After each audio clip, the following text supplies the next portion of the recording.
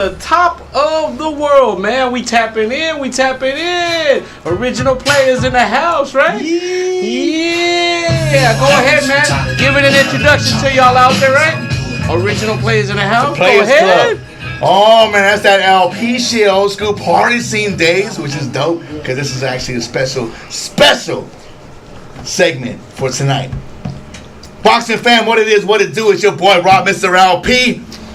Representing that 4luvofboxing like I always do, and of course that LP. Yeah, you know what it is. I cannot wait to get into this episode because we got a very special guest, one of my dearest friends that I've known for a very long time, and we're about to get to that for a second. But my boy Jerry, introduce yourself. Yo, what up? It's your boy Jerry, boxing aficionado. If you're ever in Phoenix, come holla at your boy. I'll show you around town, give you all the good spots to come and grub, and tell you where the spots to be.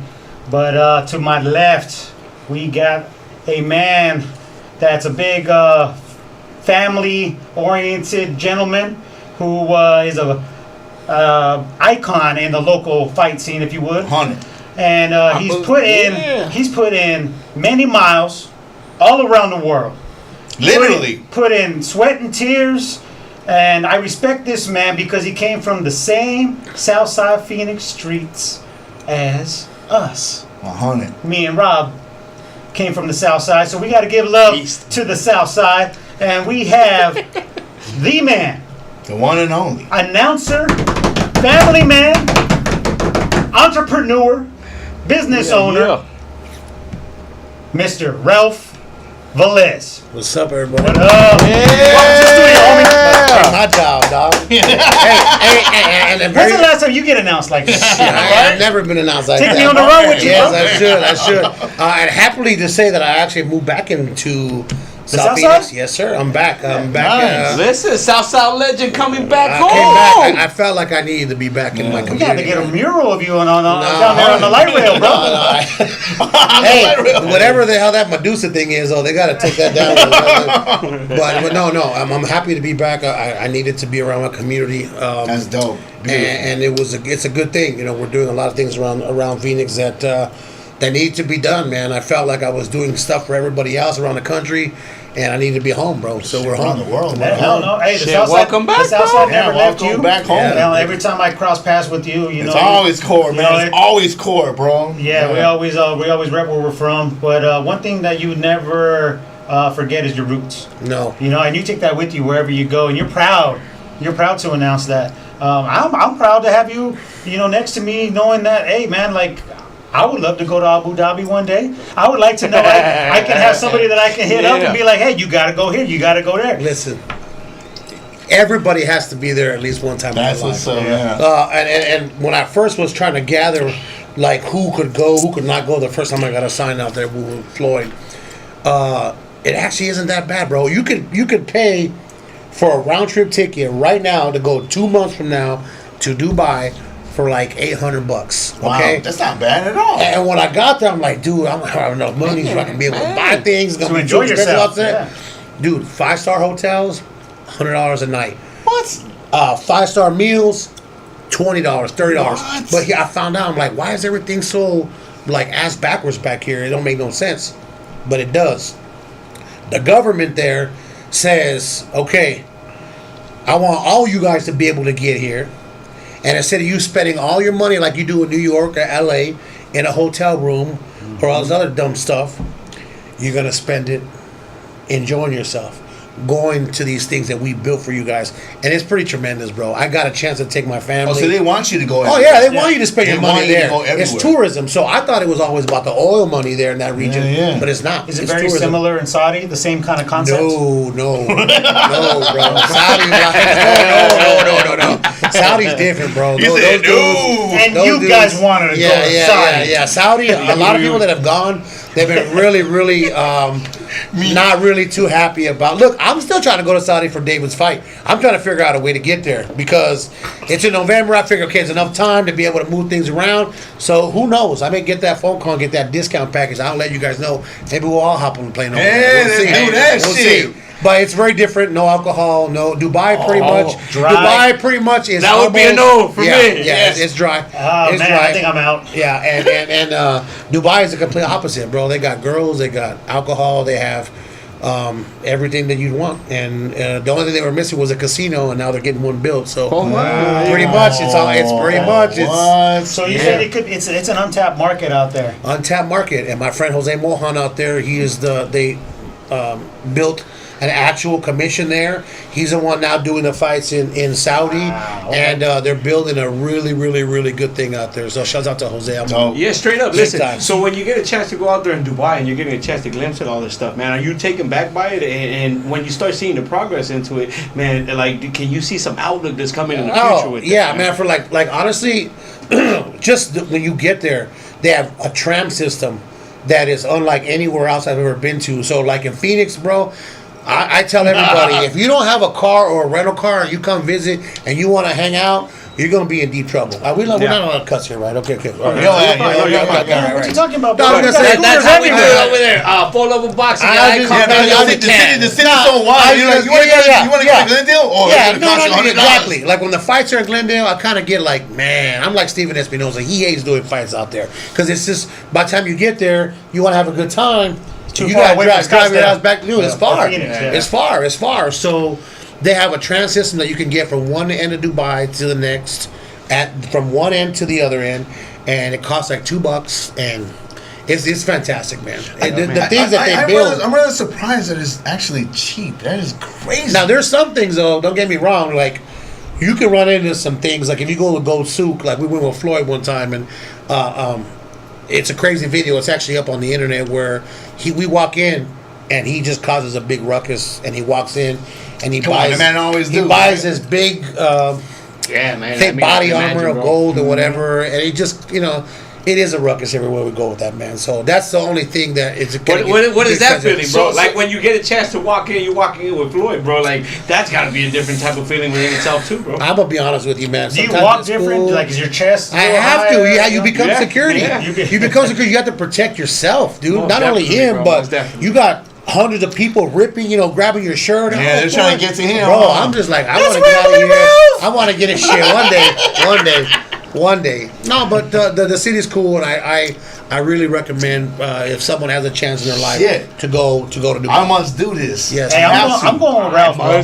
You must. Yeah, because he's gonna show you around. He's Look, been there. shouts out to, I'm going to be honest with you, shouts out to Siddiqui Boxing. There was a guy out there. I met Siddiqui, and that's why I was going so much after Floyd. He was the originator in the area for grassroots boxing. Yeah. See, Turkey is grabbing the best of the best and making the fights that everybody wants to see right now, right? But pretty soon, you're going to run to a fact where these guys, the promoters are not going to want to send their best guys over there because their promotion is going to fall apart, right? So you got to have some mid-level and lower tier fighters. Excuse me. Rising Stars Arabia, the show that I was doing, we were doing like 6 shows a year because we had good talent. There's good fighters out there. Yeah. I mean, there's fighters that I know just by seeing them that can be world champions. But now, I don't know what's going to happen, bro. We haven't had a show in a long time, and the Turkey's just taking over that whole region, and that's really frightening. Yeah, it's kind of definitely he's kind of like monopolizing, man. There's a lot of he's got deep pockets, bro.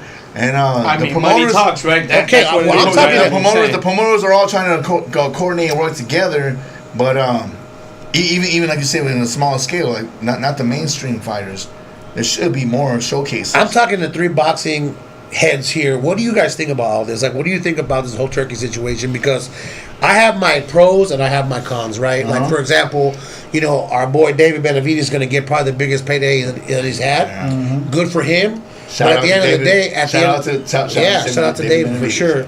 But at the end of the day, how many times is he going to go out there? How many times are we going to miss being able to see stuff like that? What is Vegas missing out on? It's just going to become the new norm where all of us are going to have to get together at Carne Asadas and just watch these things on television, man. Yeah. And Instead of then, bro, you can't miss these guys when they go to fights. I mean, the hats are there. They got the gear, they got the LP stuff on, they got 4love. They're there, front row, or if not front row, 1.8 or 1.2 or 1.3. They are there, bro. Right there. When you're there, we all know you're there because we see you because you don't sit anything less than the first 2 rows of the arena, and that's the way it is. And there's that good-looking guy that always wears fedora hats. Yeah, too, man. and You know, the ring girls always ask me about that dude. And Who the one that is? with the Who shaved that be? head is what he was. Who Well, that that's be? what he meant. Yeah. Oh, I'm sorry. So what do you guys think about it? Enough about me. Yeah, no, My so we had a man, this is my dude right here, guys. We had a previous conversation about this on an episode that we dropped a couple of weeks ago, and we talked about this exact thing about the boxing promotion landscape, and we all kind of had our own thoughts and views about it. And you know, as a common boxing fan, from the outside looking in, you think this is the greatest thing since sliced bread. Because you get to see all your favorite fights that you always fighters hope for. fighting, and it's a beautiful thing because you know the best fight the best, and you know to them they don't care about the marketing aspect or everything that goes behind the scenes. All they want is just to see the best fighters. But again, if you know a little bit and you've been in the game, then you know there's a lot more intangibles that are involved, and we've seen the new hotness come in before. You know, we've seen this in the whole history of boxing. And the only thing that sustains in this game is the promoters, not where the hot money is. And that we all share a good friend, Michelle Rosado. She says not all money is good money. Mm-hmm. You know, and that's legit. Shout out to Raging Babe. And that's Yeah. legit. I got a Raging Babe story that I want to tell before. And then she again, speaking of promoters, you know, like she made her niche here too. And I think that was one of the first times that, you know, I remember Ralph before he started growing gray in his beard. As doing a fight for her. Yeah. Way back. But yeah, so like you said, pros and cons. You know, there's I'm wearisome. I'm very wearisome on where we're going with this.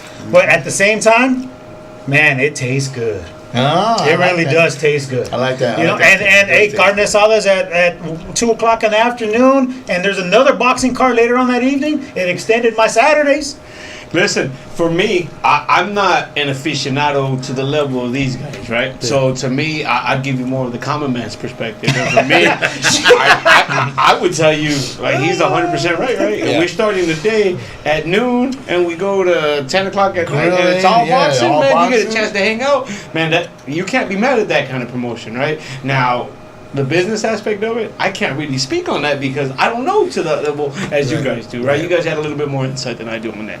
But, I mean, as just a fan, I like the fight cards. I think anything that provides next level fight cards is good for boxing because I think that keeps more boxing brewing and it keeps the sport growing. Mm-hmm. Me and him had the conversation about Jake Paul. Jake Paul's another one of those, all right? A lot of people are turned off because some people think he's just a 100% clown and that's all he's doing in the game. But when you look, he's in the main event, and you look down the fight card the rest of the way, it's an amazing fight card. So as a fight fan, how can you not enjoy that? You know, but he puts asses to seats. 100%. And Saudi, there's not a lot of asses. That was my next point. Is that they don't give a shit, bro. How many people are taking out? They don't even care. Yeah. So as a fan looking at some of these stacked fight cards that have like 7 badass fights, right? Nobody's there until the main event.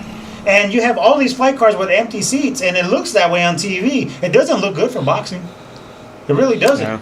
You know, so that hurts. Because as a fighter, baseball, the fucking, you know, those arenas are fucking always half empty until the playoffs anyways. I'm just saying. But as a fider, you get hype from the crowd. Like if you got a couple we do too. Everybody does, right? Like and if that's not there, really, you have no true fight fans there. You know, you probably got there because you got an invitation from somebody to somebody. You know, and so that to me as a fight fan hurts because you don't get to experience those kind of fights or even have the chance. Go ahead. No, go ahead. No, Ralph, I was going to actually share regarding this, and I'm pretty sure you can actually relate to this particular topic of this matter, because I know you're in the rut, you're behind the scenes, like you know a lot what goes on, and the thing is this, man, sometimes the fantasy fights that the fans want, it's just not necessary, because there's a lot of professionals in the teams of, let's say hypothetically, Top Rank and Don King Promotions, and they know the pros and cons of that particular fighter They may be in the same division of said fighter, but they also both know it's just bad business for both of them. They're like, everybody wants to see them fight, but we already know it's gonna be a stalemate, boring fucking fight. Let me ask you this question. Let me ask you. I'm gonna steal this from you just a little bit. Let me ask you this question. As music producers, label, if you got this kid, 15 years old, bad lyricist, right? Bad. And you say, okay, he's a little green. I gotta work with him a little bit. Are you gonna throw a double LP out there with 30 songs right away, or are you gonna put an EP out, see if it hits? Yeah. EP out, boom. Let's put this song out. 100%. Tease it. That's what they're doing, bro. They're putting the EPs out little by little, so that the people are like, "Oh my god, we gotta see this fight." And then when it happens, they blow it up. That's the problem. And this is where I go back to him when they're doing. The hell with the EPs. We're going to throw these shows in there, and people over there. Let's see what happens. You know, when they do WWE over there, the Crown Prince buys out the whole lower bowl, and all his family and his friends get to sit all on the bottom when they have the crown jewel or whatever. So when you look at these events, there's nobody down there. Do you think they care? Hell no. WWE doesn't care either, because now they're getting paid. I was going to take my son to SmackDown the other day. My friend Mark Chinook, that now I announced for him now a top rank that he moved to WWE. Bro. $500, bro, to sit on the lower level of a wrestling card now. Yeah. When the hell did that shit happen? It's big business, bro. Now we're talking about really big business. You know what I mean? COVID. And now, no, thank you, Saudi Arabia, because those are the ones that are like, hey, we got stock prices, we got investors now that we got to appease, and if you want to come see this show, it's not going to cost you $600, and just to sniff the inside of the arena. Yeah, you're going to be up there. 200 Mullet Arena. They're having the show at Mullet Arena, the ASU Arena, small venue. $240 just to get in there, dude. You gotta be kidding me, man. That's nice. So there's a give and take, man, and I hope that for all of our sakes that it just kind of levels out a little bit. You know, Turkey is gonna start doing more cards in the States. He needs to.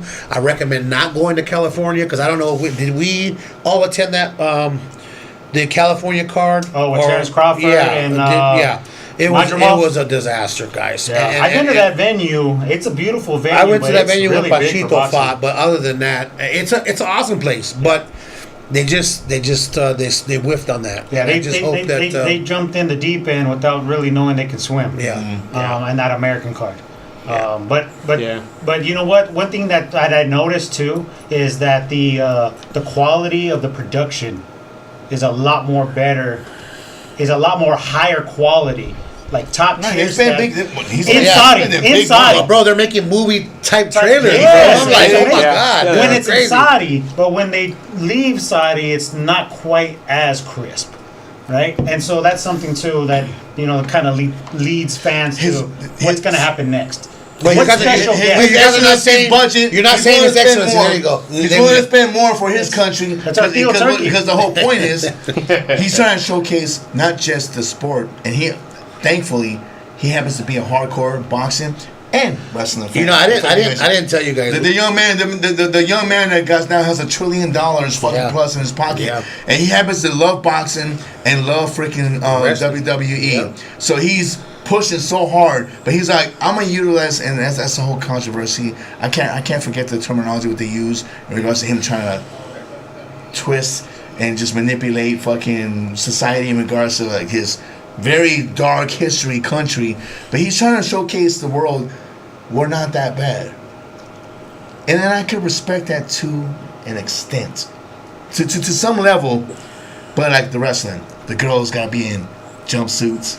They can't show booty, cheek, and all that. I was like, come on, man. Just let it be. And you know what's crazy about this whole situation?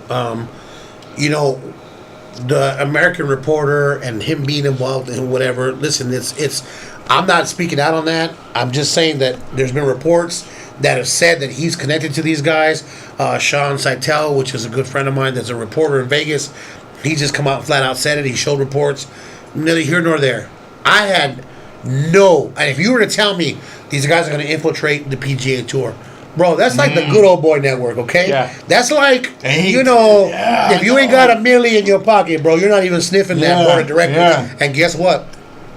They went right in there, bro. And they basically they're not coming in here. Shit. Mm-hmm. They went right up. But Live, and they got PGA now. They got them. They're involved with both, right? PGA Tour bent the knee, bro, and I thought that was There's too much money. It's how can you say no? There's too much money. No. You can't say no. So they're and again, he had to be a fan of that too. No, you tried to for like a tried day. to for negotiation purposes. Yeah. I feel bad for the golfers that kind of just held back and were like, "No, we're not going." And then the live golfers got the bag. And now they're getting looked at like shame. Fuck. Now they gotta work for this guy. Son of a bitch. Yeah. He knows I said no. Fuck.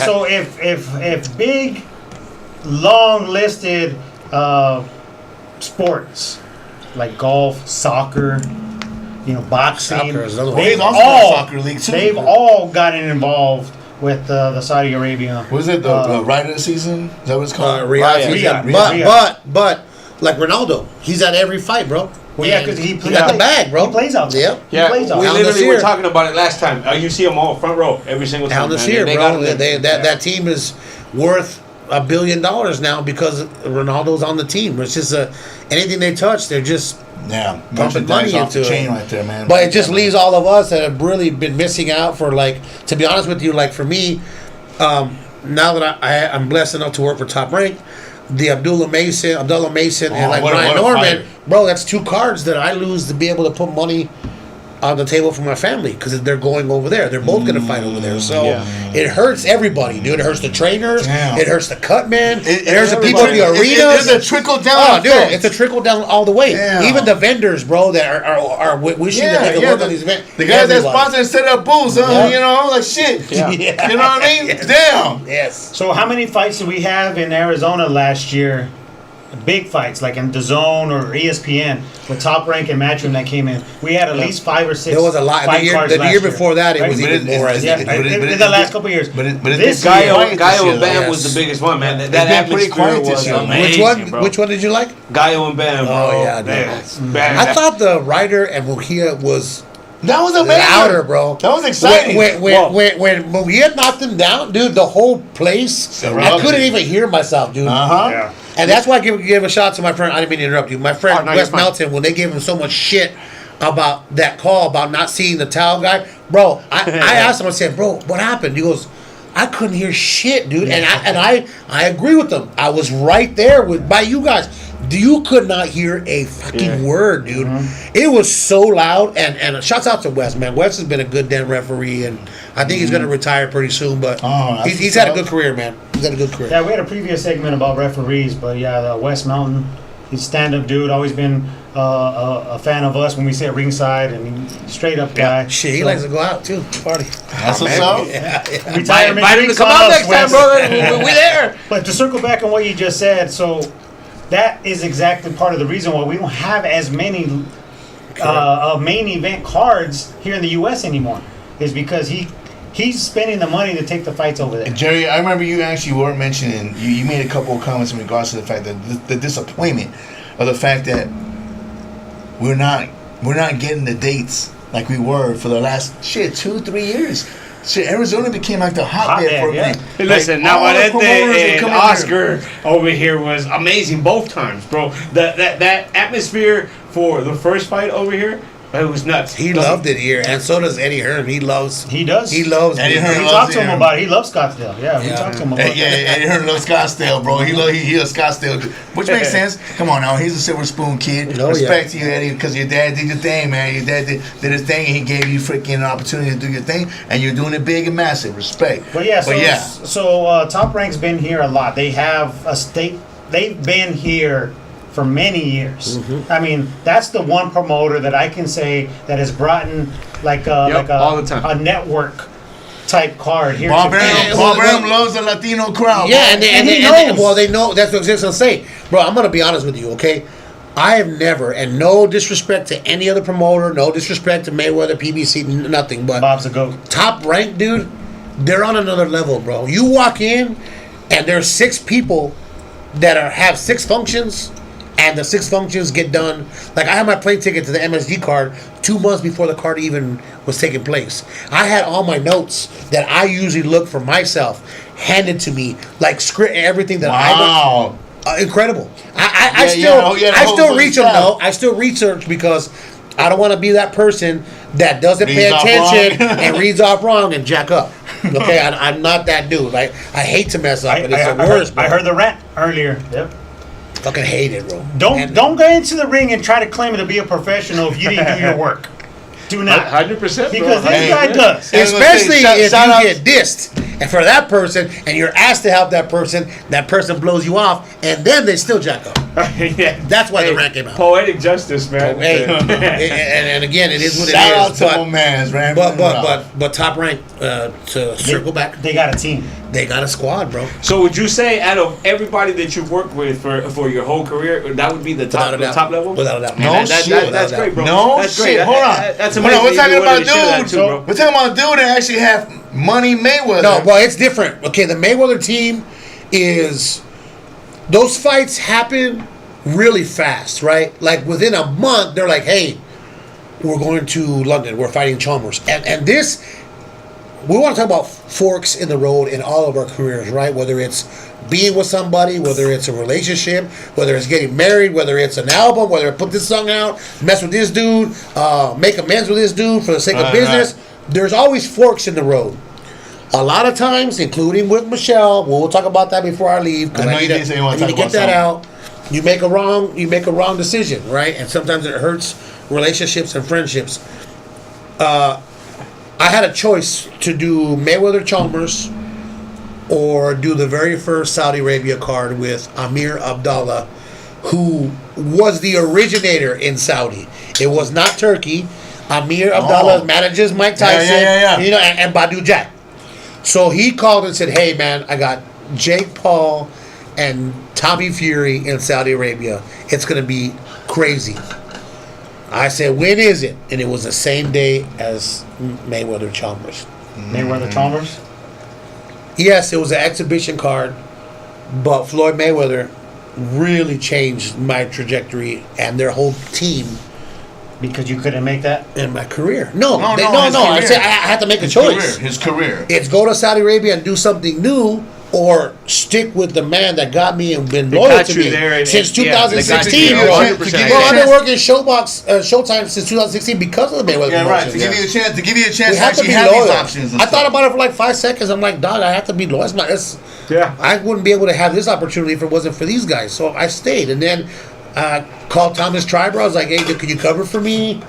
And then I never got it back. Thomas ran with it, bro. Hey, and that's the way it is sometimes in this business, right? Yeah. He goes and he does a good job and makes friends with those guys, and then he just stays. And now Thomas is working all the time. It is what it is. This is the way it is. That's the way it plays out. It's the way it is. It's fine. Sometimes, hey, I know. It sucks. From the sounds of it, I know you're like, God dang it. Yeah. My decision making regarding my career path, and it's your path though. But nonetheless, though, no regrets, my guy. No You regrets. dude. We know you. Oh, I'm so proud of you, man.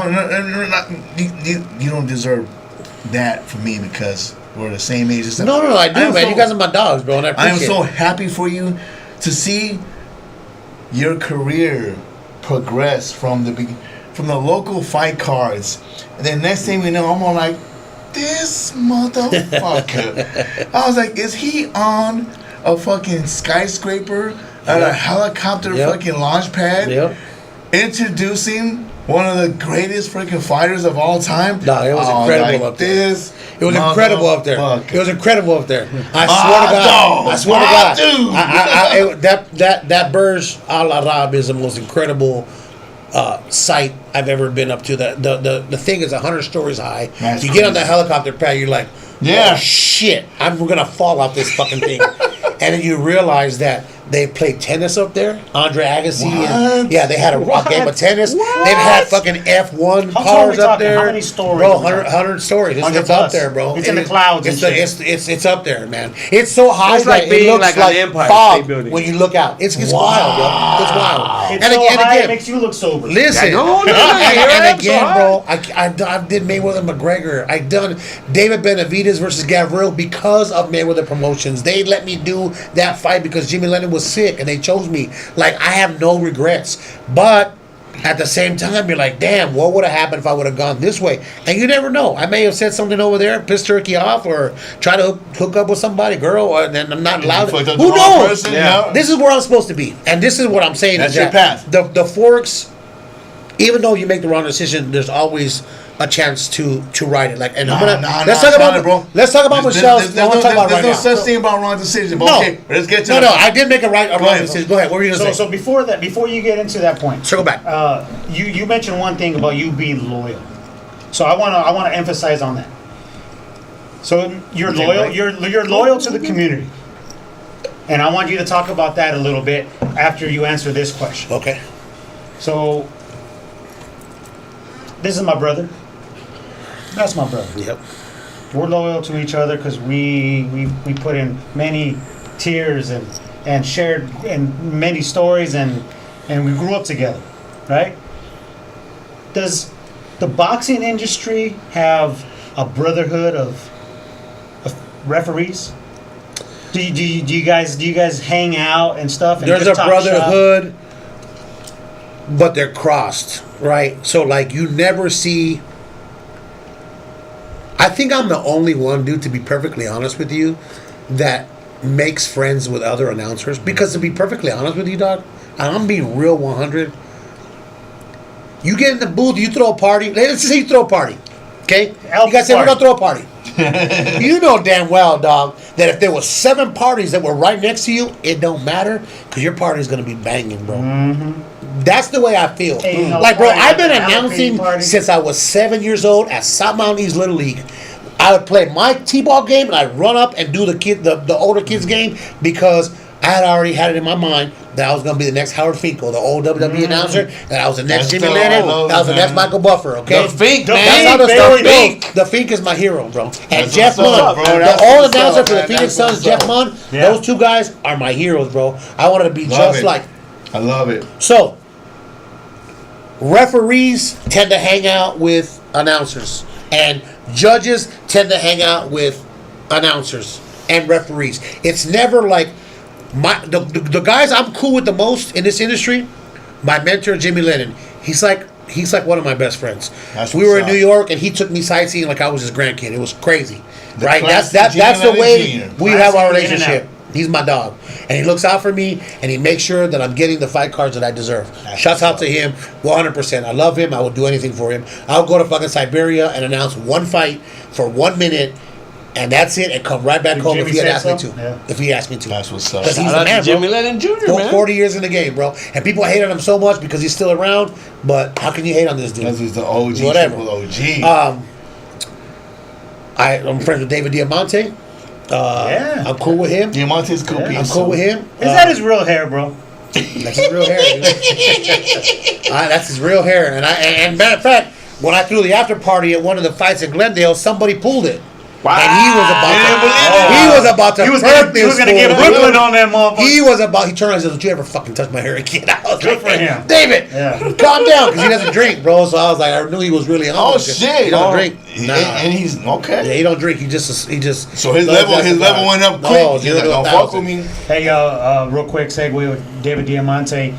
There was a fight card in downtown Phoenix. It might have been Bam and Cuadras. And David Diamante went to our family's, extended family's restaurant in South Phoenix, Cocina Madrigal.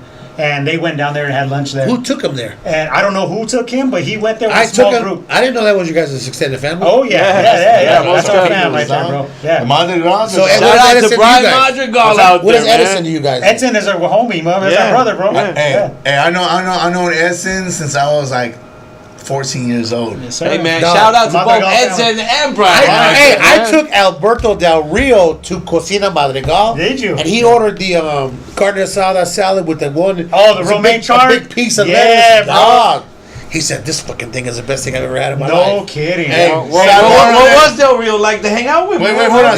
Shout out to the Madrigal familia, bro. Shout out. Hey, he missed it. I literally just said what's up to Edson and Brian. Central Coast Tequila Bar in downtown Phoenix. If you're watching the game, Whether it be basketball or freaking If you're ever in baseball, downtown Phoenix, go to Centrico. Centrico. It's across from freaking Corners Pacey. Yeah. And that's It's on the street level of the and South Phoenix. San Carlos. South Phoenix, they're still rebuilding, but they actually got an outside little setup. Cocina Madre Gal. Listen, shout out to the Madre Gal family. The food truck is award winning too. They just won some awards with the food truck. Shout out to that family. They hooked me Anyways, up I when it had to comes to sidebar, food. but carry on, No, my bro, guy. hey, that's Those are the homies. That's I go back to my question that I That's posed our you, family, though. bro. What the hell was Del Rio like? Hold on, I'm gonna get to that. Where was I at though? I want to finish the story. David Diamante. Okay, yeah, Oh, so yeah. David Diamante, I'm cool, and even Thomas Triber, bro, because you know what? Thomas Triber been announced since he was 17 years old. He been putting in the work. So for him to get a shot, I'm very happy for him. I really am. Like he said, baby snatcher the other day, and he got a lot of stuff for that. Did you guys hear that? He called. He called instead of the body snatcher. He called. Oh, the baby snake. Yeah. Oh shit, that's a big fuck. Hey, but if I were him, That's a I would big capitalize fuck. on it. Damn. I would capitalize totally on missed it. out on that. I'd capitalize. I'd make shirts. Damn, that's kind of tough, bro. That's kind of tough. He'll be all right. He's Holy shit. he's Turkey's announcer, bro. So he'll be all right. That's kind of tough. Yeah, man. he'll be all right. Shouts out to him too. He's real cool. But that's it. I don't really talk to anybody else. I try to be cool with other people. They just Man, you talk to everybody. they feel like there's a competitive type of thing where they can't holler at me. But you know, it is what it is, bro. It's not my loss. It's their loss. Like I try to be cool with everybody. I give them the shirt off my back. If you don't want to talk to me, you don't want to talk to me. But before we go on to something else, I want to get back to the fork with Michelle. Yep. Listen, Michelle. Look, like my sister. We've teased at it right now. Right now, it's like you were at the prom and you were kind of leading in, and you were feeling around, and you were teasing at, well, we're going to get to this story. Now we're getting to the story. Now we're There going to get into it. So, Michelle and I, we were been really close for a very long time. Back a few years ago, she was doing her thing with these brunches, and I brought in this cat. And this is... Oh, the mom's brunches. Yeah. And this is where people can get fucked up in this industry. Because I got to tell you this. My brother told me a long time ago, shout out to my brother David Velez, you can't trust everybody in this business, even though you want to, right? Like, everybody's cool here. Everybody has a good heart. Everybody works hard for what they're doing. But there's the basis of this sport is two guys hitting each other in the head. Okay? Think about it. Two guys hitting each other in the face, bro. That is the sport. It's not like hit a home run or do a make a go. They're trying to bash each other's They're brains trying out. to bash each other's brains out. Yeah. So when that happens, there's going to be a lot of people that come around that aren't so good. Okay. I trusted this cat to sponsor Michelle's event. It was a lot of money. It's $2,500. I remember it because I think about it still way too often. To be like a main sponsor for one of her fight cards? Yeah. And we show up over there, and then he doesn't have the money. Right? It'd be like me saying, I got you on this party, dog. Trust me, he's coming right now. And then he fucking... nothing. So not only did he made you look bad. He made me move. That's my guy. I brought him. And I let her down so bad. And we, and she was mad. Oh, dude, I let her down really bad, bro. And we still we're not right still with it, right? So I'm going to announce right here, right now, that Wait, is this the first time? I've never told anybody this. I never told anybody this story. It's a For Love of Boxing exclusive. I never told anybody this story because... Michelle, hold on. You gotta make this real. Michelle, Raging Babe, listen here now. But what I do want, I've told her I apologize many a times, but I have to make this right somehow. So I figured out a way that I'm going to make it right, even though she's not in the business anymore. So this is what I've been thinking about this for years, bro. Like literally, right, it's been 6, eating away 7. Oh, dude, because I love. She's like my sister. Yeah, she's the one that got me to be like, hey, why are you fucking being that way? You need to be fucking hardcore in this. Like she taught me, like, dude, this is business, and when you get in the business, you give it everything you have, 24/7. She pushed you to be better. Dude, she is amazing. She's amazing. Look at what she did. She's in my real estate profession now, and she's murdering it, dude. Yeah. Why? Yeah, because anything she flipping them out. touches, she puts 100% passion. So she instilled that in me when I was working with her, right? And I need her, dude. She is like I can't have it the way it is. So listen. So you're talking about you go back decades with we go back at least a decade. I announced for her in her very first couple of cards in Tucson. But and I would let go. him break it down. Let him break it down. I would literally. I would. We need that background, man, because that's a Yeah. beautiful thing that you're sharing something that goes way back. Yeah, I would. Now you're having to deliver that message. Correct. I would literally do anything for her still. So, my friend Jason Venter and I, we've already thrown our local show that I invited you a little late to, and I apologize for that. We have our own promotion house now, and what I'm going to do is for that same exact amount of $2,500 that I did not give her for her brunch many moons ago, we're going to give a yearly scholarship to an amateur that's going to turn pro. It's not a bunch for their camp, but every year we're going to find somebody that deserves it, and every year I'm going to give that check out in her name. For her. In her name. In her name. In her name. That's fucking amazing. We have to, bro. It's wow, you're giving her an honorary freaking man. Scholarship. That is bro, fucking amazing. she bro. deserves it. She's one of my dearest friends, and I'm gonna salvage that till before the day I die. I know. I miss her. I'm not gonna lie to you, bro. You know? Hold on, I'm not gonna lie to you, man. I was a little weary. I thought you were about to like pour some dirt and this and that. No, because I was like, shit. I'm gonna have to fucking fall back in this one. Because real talk, I got none but love for Me Michelle. too, bro. Man, hey, she too. When I sponsored, not at that grand scale. He misread. I sponsored her freaking events too. Like I had my booth and set up this and that. I went to Tucson. He couldn't go. You were there. Your booth was on fire. I had my dad who was supposed to go with me, and he didn't go. And I had to set that shit up all by myself. I was a lone wolf. And I was all like, damn. But you know what's crazy? She put together, respect to her. Seriously, shout out to freaking Raging Babe. Man, y'all goes, she's not in the business anymore. But y'all gotta go check out some of her old stuff. Man. No, we did that show that you were there. Well, she sold that show out when nobody was selling shit out anywhere. She brought mariachis, and we did a stream with me and Rico. We did a stream when nobody else was streaming. Shout out to the homie Rico. Yeah. Nobody was streaming, dog. We just pulled it off. She's like, we're going to stream this. I'm going. This is a Mesa event. No, we did it in Tucson, bro. When he went, bro. It was in a casino thing. It was 3,000. I'm like, Michelle, you going to be able to sell this out? Well, listen, she goes, shit. Was that also her show when we went back down to Tucson for the Navarrete? It was outside? Dog Bay fight? It was outside. No, well, she's working with Peltz, and Peltz was doing the show with Top Rank. She was heavily involved. Heavily, but she was involved, but it wasn't her show. Listen, she is well known all over. Everybody, you know. Yeah. And listen, people, they talk shit just like everybody else talks shit, but she doesn't let down.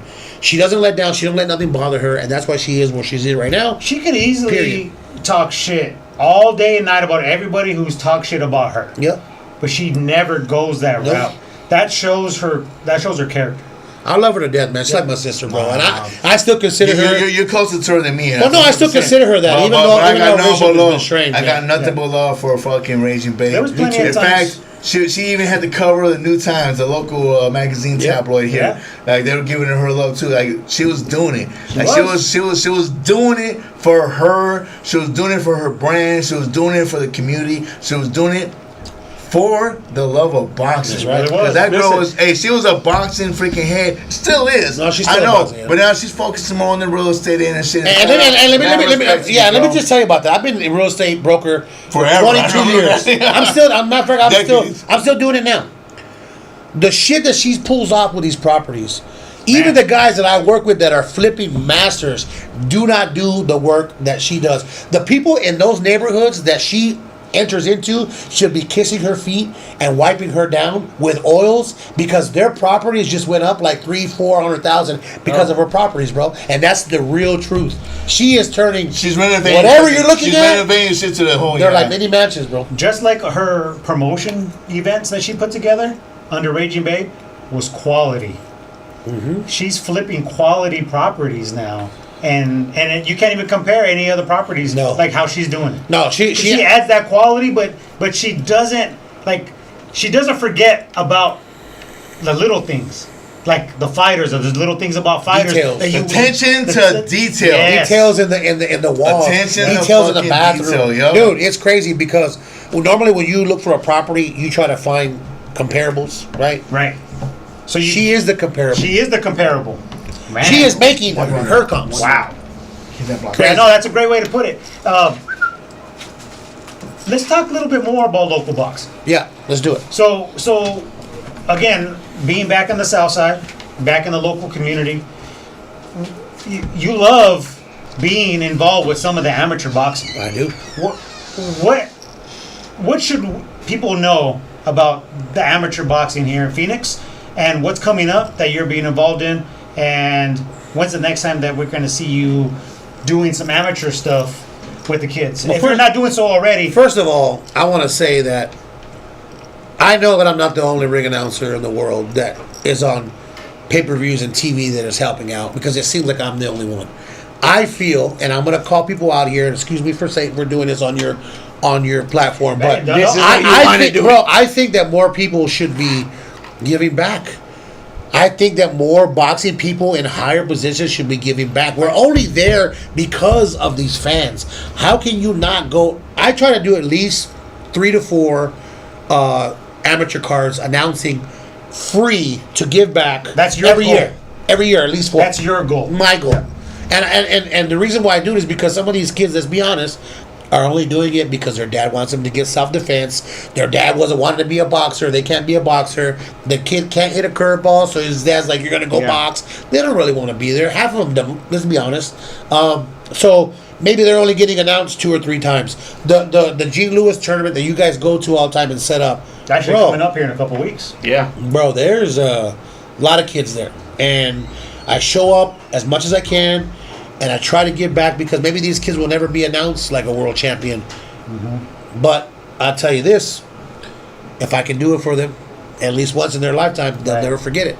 And that's why I do it, because it's about giving back. Is it for the love of boxing? It's for the love of boxing, of course. Yeah. You guys have is there like an over-under on that? How many times we say that? That's actually. I think we should have an over-under, bro. You just started something. We do it all the time, every time, my guy. It doesn't even matter, man. So we know who's buying the next round, and we all kind of guesstimate before we come. I love y'all. Y'all crazy. Yeah. No, but I think they should. I mean, we don't see. I'm not calling nobody out, but you don't see these guys doing it, and I really think they forget a little bit of. Bro, I'm everywhere, dude. I'm everywhere. I'm at all the amateur shows. Sometimes I go to this one that was in the Santa Monica Pier. Like, you got to be there to show love, bro. Yeah, like that's like, how can nobody else show up to that? Nobody goes. And that's the thing regarding that. If you're a boxing head, you need to support it down to the root. Yeah, to the root. Because in all actuality, you're doing yourself a disservice, because that comes from the heart. It comes from the core.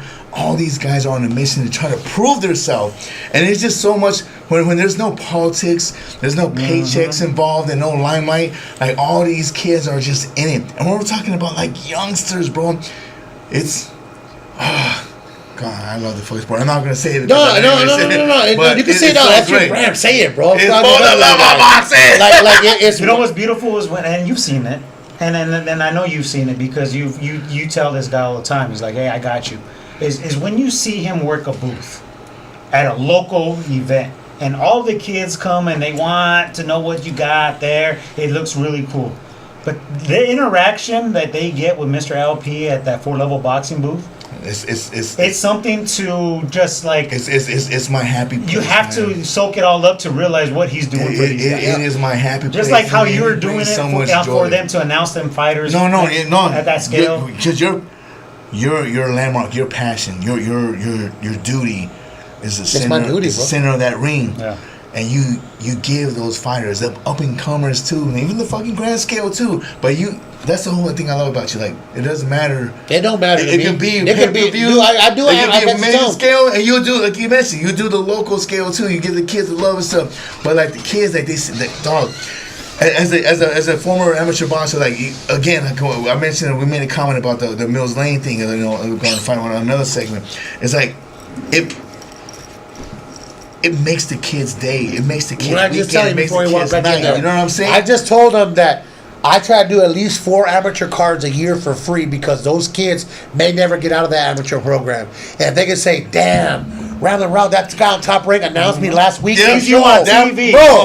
Bro.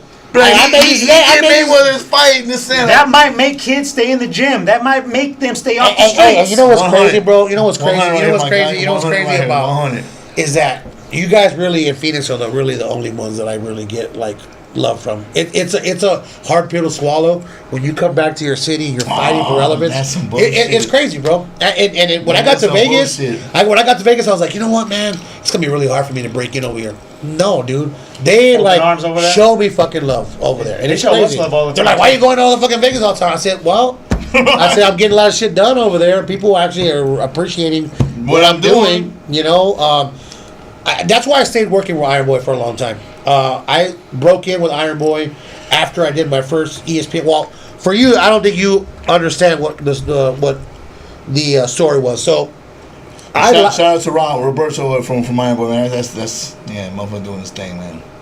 Okay, you can shut up. No, you can shut up. Go ahead. Much love, yeah. So we'll talk about that in a minute. So for me, breaking in was something that I didn't know how I was gonna do. Right, so I said some way or another I'm gonna break into this fucking sport. I just don't know how. We're gonna figure it out. I was still doing the Little League shit. I was doing Apollo High basketball. I was doing all these things just to kind of like whatever, my Nintendo, whatever I could, you know. And then the Martillo thing came out, right? So, and I told Dave this. When I told him the story, he was like, "There's no way." I said, "Yes, this is the way it happened." So, the damn clipping was in the newspaper, and I didn't know Martillo had got released from Top Rank. I was there at the Sortuche fight when he got lost. We were there, and I just was like, "Okay, what's gonna happen?" Right? You know, of course. The promoter gets on the thing. His dad starts swinging at the manager. It was a catastrophe. It was a chaos, man. So then I said, "Holy shit! I'm gonna announce this card." I didn't know how. I didn't know how I was gonna do it. I called the promoter. The promoter was from Canada, and this was the Cesar Chavez Senior retirement. I called this fan base promotions. Grover Wiley was the opponent at that night. So I said, "Hey." You signed Martillo. He's a friend of mine. Mm-hmm. He used to wear hats like that. Okay. Shout out to Ernie. That's my homie. He was more of my. His mom was my friend with my mom because they worked at Car Hayden together. So that's how we were friends. That's how you know him. That's what's up, bro. Yeah. So my uncle was a principal there, so I was there. So anyway, I said I'm gonna announce this fight. I said I live in Phoenix. I do the Muhammad Ali fight night fights. Yeah. I fucking never went to any of those. Oh, shit. And I said, and I'll send you a demo if you want. So check this out, bro. In South Phoenix at South Plaza, there was a Radio Shack that's right next to the Peter Piper. I got my happy ass in my car. I went and bought a $4 microphone from Radio Shack. I went on Napster and I downloaded Fruity Loops. I don't know if you guys ever use that in the music industry. 100%. And I used Adobe Audition, which people still use to this day. Adobe Audition is the shit. If you guys don't have that app and you do voiceover work or whatever, you're totally missing out. After 10 years, I still use it to this day. That's what's up. And I made a 90,000 arena sound effects type announcement with Martillo. Sent it to them. They had no idea that I had done it for like $7.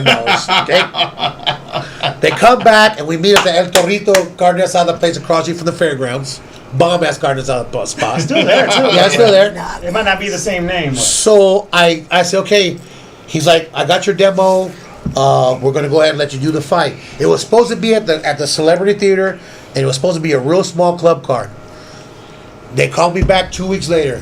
We got good news and bad news. Which one do you want? I said, fuck. Of course. Bad news first, bro. I know I'm not doing the fight. Yeah. I did all this lying for nothing, bro. I did all this fibbing for bullshit. $7? These are the gods, bro. These are the gods punishing me. He says, we're not doing this show anymore at the Celebrity. Okay. We're doing it But it's All-Star Weekend. Diamondbacks are hosting the All-Star game. And we got ESPN Friday Night Fights. It's going to be Jesus Martillo versus Panchito Sierra. You guys remember that fight? A long time ago. I said, well, I really appreciate it. Can I still go? Like, can I help you guys with the promotion? Can I whatever? He says, motherfucker, no. You're going to announce it. He says, you're doing the fight. We're Canadians. We don't lie. We don't bullshit. You're doing the fight. Yeah. So I lied my way into this worldwide broadcast. That's dope. Now, that's dope. Bro, I didn't know what I was going to do. I didn't know the story, but I think that's being able to capture the lightning in a bottle in a moment right there, man. So here comes another fork. Get scared out of my mind and say, shit, I'm going to run away? Or say, you know what? Bro, I've been doing this since I was 7 years old. I was 32, dude. This is 25 years later. I've been announcing everything under the sun, my Nintendo games, recording the fucking VHS camera with my wrestling dolls, you know. And, I love it. It's By the amazing way, that I you love were that you're a willing to hardcore take the wrestling leap fan. right then, bro. Amazing, By the way, bro. Cyborg, we gotta do a wrestling segment before he leaves. Dead ass. Well, listen. He already said that the No, Big no, was let his him hero continue growing on up, that. man. We're Wait, gonna wait, talk wait. about Hulk Hogan. We're passing gonna recently. get to all that. I'm sure he was a huge Hulk But fan, continue on. or at least knew. Okay, carry on, my guy. Fight night comes. I'm sitting in Alvin Gentry's office, dude. No, Big old fucking desk. I had strawberries and fucking bagels and cream cheese and all that shit. They called me. They're like, "Hey, we need to do your IFB in about 10 minutes." Okay, I'll be there. And for those of you that don't know, I'm pretty sure you guys know because you're in the music business. An IFB is the earpiece that they put on so they can talk to you from the truck outside the arena or the music guy or whatever when you're on stage. It's a little earpiece you put in. Yep. Had no idea what the hell that was. So we're 5 minutes before showtime, and Carlos Reyes is getting ready to fight Billy Schmidt. I still remember it to this day. That's a good Carlos name. Little Brown Reyes was from Superior, Arizona. He used to fight here a lot of local cards, right? Okay, yeah. Any Carlos is from Arizona. So they're are top like, people. they're like, get your ass over here. And I'm like, what? You're like your earpiece. So 2 minutes before showtime, they take my tuxedo off. They wrap that earpiece on. I said, just put that shit in my pocket. So in the broadcast, I have this wire, bro, that hangs. And I still sometimes put it there because, you know, we get a little long in the tooth right here. So sometimes that thing falls over. I just put that shit in my back pocket. No pedo, right? So I get up there and I just like, Lord, look, man, you've been putting this in my soul and in my heart since I was 7. Either let's just go one or two ways, man. Either you're gonna help me screw up so bad that I can never be seen in this area again, or we're gonna fucking knock it out of the park, and this is what I'm gonna be for the rest of my life. And bro, we did ESPN 3D. We went all the way down to Central America. We were the highest rated show in the last 4 years, cause Jesus was still big at that time. Yeah. Hey, he had Emmanuel Stewart in his corner, Bro. bro. He was big time. So there was Jake Trotter who knocked out this one dude. It was a big old highlight reel. Then Martillo and him with a slugfest because he had no business fighting at 168. That's another story that we'll get into some other time, right? So he was fighting a way bigger guy. So he fucking knocks down Sierra. Sierra gets up and knocks down fucking Martillo. Drag out fight. NABF title. He wins it. So my first fight, NABF title. Then then Iron Boy calls. And here's where I fucked up there, because I walk into there like I'm fucking Mr. ESPN and walk into the celebrity, and you guys have been in the back of the celebrity theater, bro. For artists and people that are working there, it's fucking tight. It's the pits, bro. your main star booth. Usually the main rap guy gets a fucking red ensemble suite, girls, whatever you want. You want blow there you go, whatever. Okay, weed, whatever. Bro, you walk into the celebrity theater's main spot, is like, damn, who's what do you call it, studio suites from freaking Sterling Suites that you go to Vegas where it's like a 400 square foot? Like, who the hell is this? Is this the janitor's room or what? A suite at the Orleans. This is a janitor's room. No. Now, for the fans, it is the most incredible place ever to be. But if you work there, it's rough, bro. There's never a bad scene there. So I was like, yo, I had Alvin Gentry's fucking office a month and a half ago. Now you got me in fucking Pancho's little room here. And they're like, no, you actually don't even have a room. You just get dressed in the bathroom. So I went So your balloon got popped. My balloon got popped, and I was an asshole, right? And I'm surprised they didn't run me out of the fucking celebrity, but they had nobody else there, so I had to do the show. And it was Panchito Zé de Vaca's first pro Shout fight. out to Panchito. That's the homie right there, I love too, Panchito. man. He's my dog. Francisco Panchito de Vaca, man. So you guys remember? Sorry, no, real go. quick. Do you guys remember Panchito when he was? Oh, never mind. I'm not gonna say that on camera. Bro, What? Back in the promotional What? days. Hey, long story short, Panchito was partying with LP before he was legally able to. Nice. That's the homie. I know that boy since he was. It is a homie. Shout out to a boy. Love that dude. Yeah. Shout out, hey. And it just happened, bro. We just started going on, doing the Iron Boy stuff, and then Mayweather Promotions brought some fighters, Lanel Bellos and a couple other people there. And it was during a weigh-in at Filiberto's on the south side. Roberto's like, hey, bro. 24th Street, right? Yeah. Yep. 30 seconds. Next 30 to seconds. 30 seconds. He's like, I need you to do me a big favor. And I had this date, bro. I had been working on That's when I still had my curly hair, bro. I thought I was doing that. Real bad. I was working on it. Long time time. Not too long ago, cabrón. Take it easy. I used to have curly hair too. I can grow it back though. It just would look like Manu Ginobili. We look like Manu Ginobili, dog. That's what we would look like. So that's why I just keep it. I keep it chill. I'm telling I can't do it, bro, because I look like old school Jerry Rice. When Jerry Rice's braids started going, they ended here. They started them there, man. And all this time, bro, that I'm doing Iron Boy, I'm talking to AL3, I'm talking to these other guys, just to keep like, hey, dude, you have the voice, stay positive, you're gonna do it, because I didn't do another network show for a few years after this, right? So then Iron Boy's going along. They bring a fighter here. Bob Ware, who is Floyd's Cup man and one of my greatest friends now, I had to pick him and Uncle Roger Mayweather up at the airport. And I was like, Roberto, I got this badass date tonight. I can't break that. He's like, dude, nobody else can pick him up. I can't pick him up. Please tell your date. Change it for tomorrow. Go pick these guys up. I said, fuck it. I'll go pick him up. I go to the airport. I'm a big Pacquiao fan this time. I'm all Team Manny, bro. I ain't down Mayweather. Nada. I'm like, bro, he's a runner. He's this. Team Pacquiao. Wait till they fight. He's going to kick his ass. Right? I show up to the airport. And Uncle Roger's sitting on this Louis Vuitton chest. Like this trunk chest, bro. Huge. I put him in the car. And I'm like, if I can just get them to their hotel, I can still probably make my date. So I'm in the car. I said, you guys okay? Uncle Roger turns to me and says, yo, man, where the girls at, man? I said, excuse me? He says, I ain't going back to that funky hotel room. He goes, we're going out. I looked at him back and said, Bob, is he for real? I said, man said what he says. He don't want to go back to the hotel room. My friend Ramiro was throwing a party on the west side at the old Carlos O'Brien's. I took on the fucking Carlos O'Brien's. All these Mexicanos walk in. He's there. Oh my God, Roger Mayweather. Oh my God, blah, blah, blah, blah, blah. All taking pictures or all drinking, whatever. I take them to Skazi. I took them downtown. There was a party there. We must have hit like 4 spots. I didn't get back to the hotel till 4 o'clock in the morning. Woo! We put him to bed. I started rapping with Bob. The next day I go do the show. Fucked up.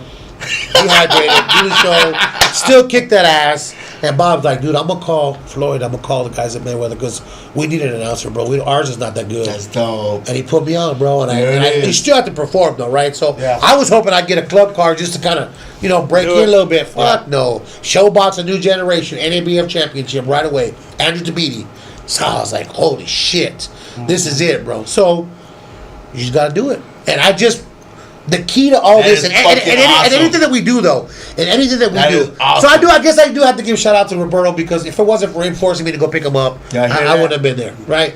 So even though you don't get along with people, you still got to give him credit where credit is due. To be honest with you, Roberto and I really don't see eye to eye, and I'll just leave it at that. But at the end of the day, I got to credit here for letting me the platform. I was on this platform for a long time. Right, and I did the play-by-play for him, so I got to do a lot of shit and practice on. Oh man, thank you for sharing that. That's it's wild, and then the rest is history, bro. So obviously we know how you turned out. So dope. How did the date turn out that you? I never talked to her. She never talked to me. She did hit me up. She did hit me up a few years later after we were already doing the Showtime. She said, "Hey, Once she saw you on Showtime, I was a little too late, honey. Sorry." A little too late. Yeah. When you do these kind of things, like I know you guys have people that support you. Even when you go to the fights, it takes away from family time. It takes away from a lot of stuff. And you have to have people that support you. My parents, I have to be honest with you, man. When I had my son very young, I had my first son at 18 years old. And I had a real good support system. Because you're not making no money, dude, doing Iron Boy cards and trying to figure out your way. I'm just being honest with you. It's a hard road, dude. Takes you're not gonna. I thought I was gonna be the next Michael Buffer with his damn Lamborghinis and whatever. Yeah, dude, really? Because what happens is, just like in any other fucking business, you got your artist getting ready to get paid $2,000 for this festival, and this other little dumb dude is like, "Why you gonna pay them $2,000? I'll do it for $400. I got you. Don't let them tell them save your money, bro. Will you take that $600? My song's more fire. We're good. It happens. It happens at every level. Cutthroat. It happens at every level, from the bottom all the way to the top. It happens, and you just have to have the right support system. I got my parents. I got a girl that if I say, "Hey, I got to be here in Vegas for 4 days, starting tomorrow," she helps me back. That's dope. She helps me pack. That's a beautiful What thing. else do we need? Yeah, what You else got, do you man, need, don't man? forget your fucking this and And your dope. retainer for your snoring and all kinds of shit. I got sleep apnea now. I get old, and, bro. and, You know? and we all had the pleasure to meet her a couple of times, and she's an awesome fucking woman. Yeah. She looks like she's solid, and she's like your freaking rock. Yeah, she and is, man. dopeness, bro. She is, bro. And to be honest with you, it's hard because I'm gone a lot, Yeah. and she holds it down. And who knows, man? Maybe one day she might get tired of it. Maybe she won't. But for now, I'm in a You're good place, thankful. bro. I'm very thankful. But you're thinking about that though, man. You understand? Hey, our as in I'm not an announcer. Our entrepreneur lifestyles. It sucks. It's very difficult for relationships because a lot of them just don't know. They don't understand. They don't Dude, get it. I got somebody get made it. fun of me for eating breakfast by myself in Vegas one day. I was eating at a restaurant, and this girl goes, "Oh my God, girls, look, he's eating by himself." And she said it loud enough to where I could You hear hear it. it? I turned around and said, No, honey. I said, what's really sad is the fact that you think that you could never be somewhere or eat a meal By yourself. I said, because right now, I I'm feel at so peace. good, and I'm in my own shit, and I feel wonderful. I said, you know how wonderful I feel so much that I'm going to buy you and your two little Your friends meals? your breakfast. That's how fucking dope I'm feeling right now. It's not because I'm alone. I chose to be I love alone. going. at People this think I'm moment. crazy for going to Vegas by myself. I do it all the time. I get in my car, I put my and I'm starting to listen to a little bit of banda music, which is crazy because I No, never thought. fuck that, I it's never dope. thought. But it's pretty dope, dude. So it's pretty dope, bro. My language and music. It is brings you changing, back to bro. your childhood, I bet you, right? Well, it's because the Ramon Ayala and stuff bring me back to my childhood. Yeah, Because yeah. I was always trying to bump MC Breed in the car. And my dad's got Ramon Ayala. I'm like, look, we gotta make a deal here. Ain't no future in your front for a little bit. That's my favorite song, dog. That's my jam. Hey man, To this day. shout out to your dad that he let you He let me- have it. he let me- he always Listen, let for me, me you know. growing up, my Yeah, mom you're said, from no, MC Breed. I don't let my kids. Breed No. that we I don't let my go kids change with. the channel when they're in the car with me. But my dad let me when I was with him, and I should be letting my kids. But my kids listen to some You're like, nope. dumb ass shit. I ain't gonna lie. It ain't even cool stuff. Because I'm like, what is this, bro? This is dumb. But anyway, Now, shout out to your support system, bro. That's Yeah. huge. Thank you for sharing that. Now, that's an important factor that a lot of people don't know. Is like you're only as successful as the people around you, and that's just it. I mean, that's your village, you know. So well, you guys are my village beautiful too. thing. I honestly now fucking- I work with we got nothing but love for you, Gabriel dog. Balderrama now, and I'll tell you what, this dude, to go up. shout out to Del Sol. Yeah, to go up against someone like an Iron Boy, not to go up against, because never a competition. For someone that's been around for so long, Side by side, though. But yeah, for them to be around so long, and then someone to say, okay, well, we're gonna do our best to try to get into the market space, right? It sucks because it's also like sometimes people make you feel like you have to choose sides. Gabriel never choose I a know. side. He never know. choose a side, bro. I He know. always was like, I want to go to the Iron Boy shows and support. He never, not once, did I ever hear him say, not a hate bone. Not in a this hate. fucking- Not a Nope. hate bone in this. and fucking that's why when he called me and says, hey man, I know that you had kind of a falling out with Iron Boy. You want to come over? It took me 1.5 seconds. I knew that I wasn't going to get rich there because he works with a smaller It's budget. a small circle, bro. But I'm helping him out as best I can because he's a real one, dude. He's a real good guy. Shout out to Gabriel. He's been through a lot, and we're going to keep on trucking, bro. He's got good fighters over there. He's got good fighters. 100. Shit, we had a couple of the fighters here, bro. Yeah. And They rave about Gabriel, yeah. And big shout out to him because he gives me the space. I can't do it all the time because I'm always just, man, Yeah. entrepreneurship. Yeah. We're always on green light go. We're always somewhere. But if I'm in town, bro, I know for a fact I got a space at his Yep. fucking event. Yep. And I'm boom, boom, boom, set up. Yep. And we have a great old grand time as we always fucking do over there, bro. Whether we're sitting ringside or at the booth. Hey, you guys at the Nevada Boxing Hall of Fame, I got to tell you. Yeah, Hey, man. Yep. Hey, listen. Thank you You very showed the actually love, you bro. saying that. Thank you very much Listen. for showing us so much love. Listen, We're you out guys to got to the go Hall of Fame. back, and I'll make sure that because I'm now part of more involved with what's going on there. I hosted the gala last year. You guys, I got to get you where. I got to get you where you need to get. I know you're involved. You're not just the announcer. What's your role? No, I'm heavily involved. I try to do a lot of their sponsorships. I actually hosted the gala last year.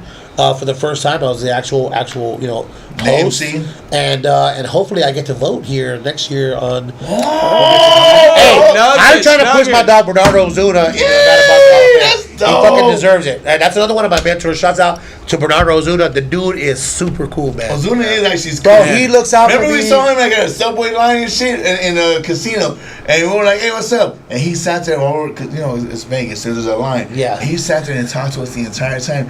Cool motherfucker, dog. Hey, listen, and best. since you're Wait, giving your own back to shout that, out, back to man, that. and we were speaking about support systems just early on right now, I got to give a shout out to my man, Lujan Arvalo, because his son is fighting tomorrow at an amateur event, man. Really? So, Jeremy Arvalo, hey, man, big ups for 4 Where Level are Boxing. they? Where I at? hope you get the W. Where? Actually, I'll tell you the details right now. Give me 1 sec, bro. I have the thing right here. Listen, because I like I said, me and Jason have our own company now. It's called JRV Promotion. We actually had a show at the NFL yet in the South Side.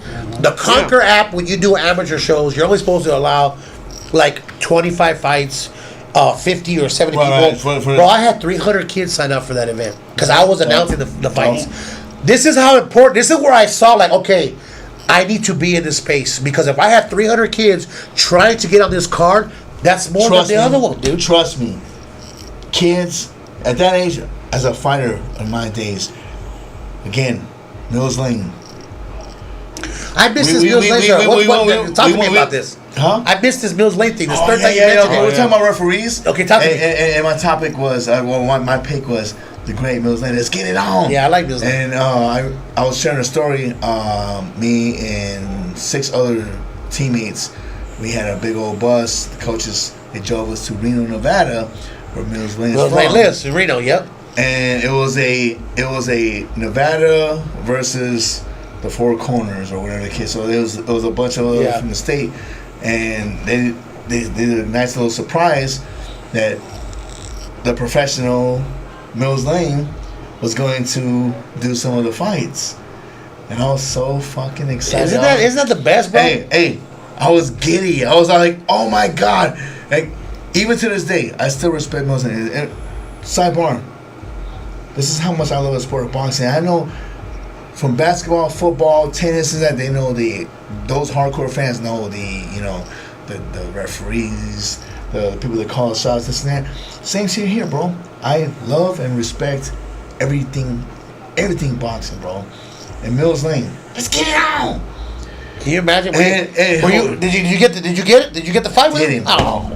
I know. That's what I was trying to get. So trust me. That's what he provides some of these kids. So I was so it was a 2-day tournament, and I was like, oh shit. But for that day only, and I wasn't fighting that day.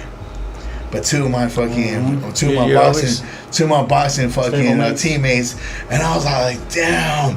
I was like, that's so. And there's so much more into the story because shout out to Mills Lane. This is what I want to do. Was dope. You see that feeling that he still talks about to this That's day? what we're going to regard with you. The kids love that. I am going to make, when it's all said and done, the biggest national tournament. And I'm going to do Masters, so you still have a chance, bro. You have a chance. But I tell you, the Masters division around here, if you can throw a little bit, you got a chance. I still got them hands, but I seen it because I sparred with a The couple only of problem, them. Mills Lane ain't showing up, bro. No, Mills Lane ain't Spirit, showing he up. will, yeah. But I can get Katie Bayless to do your fight. I can get all the other people. Which I'm going to tell you, it's crazy. As my life changes, my friends have also changed. Yeah.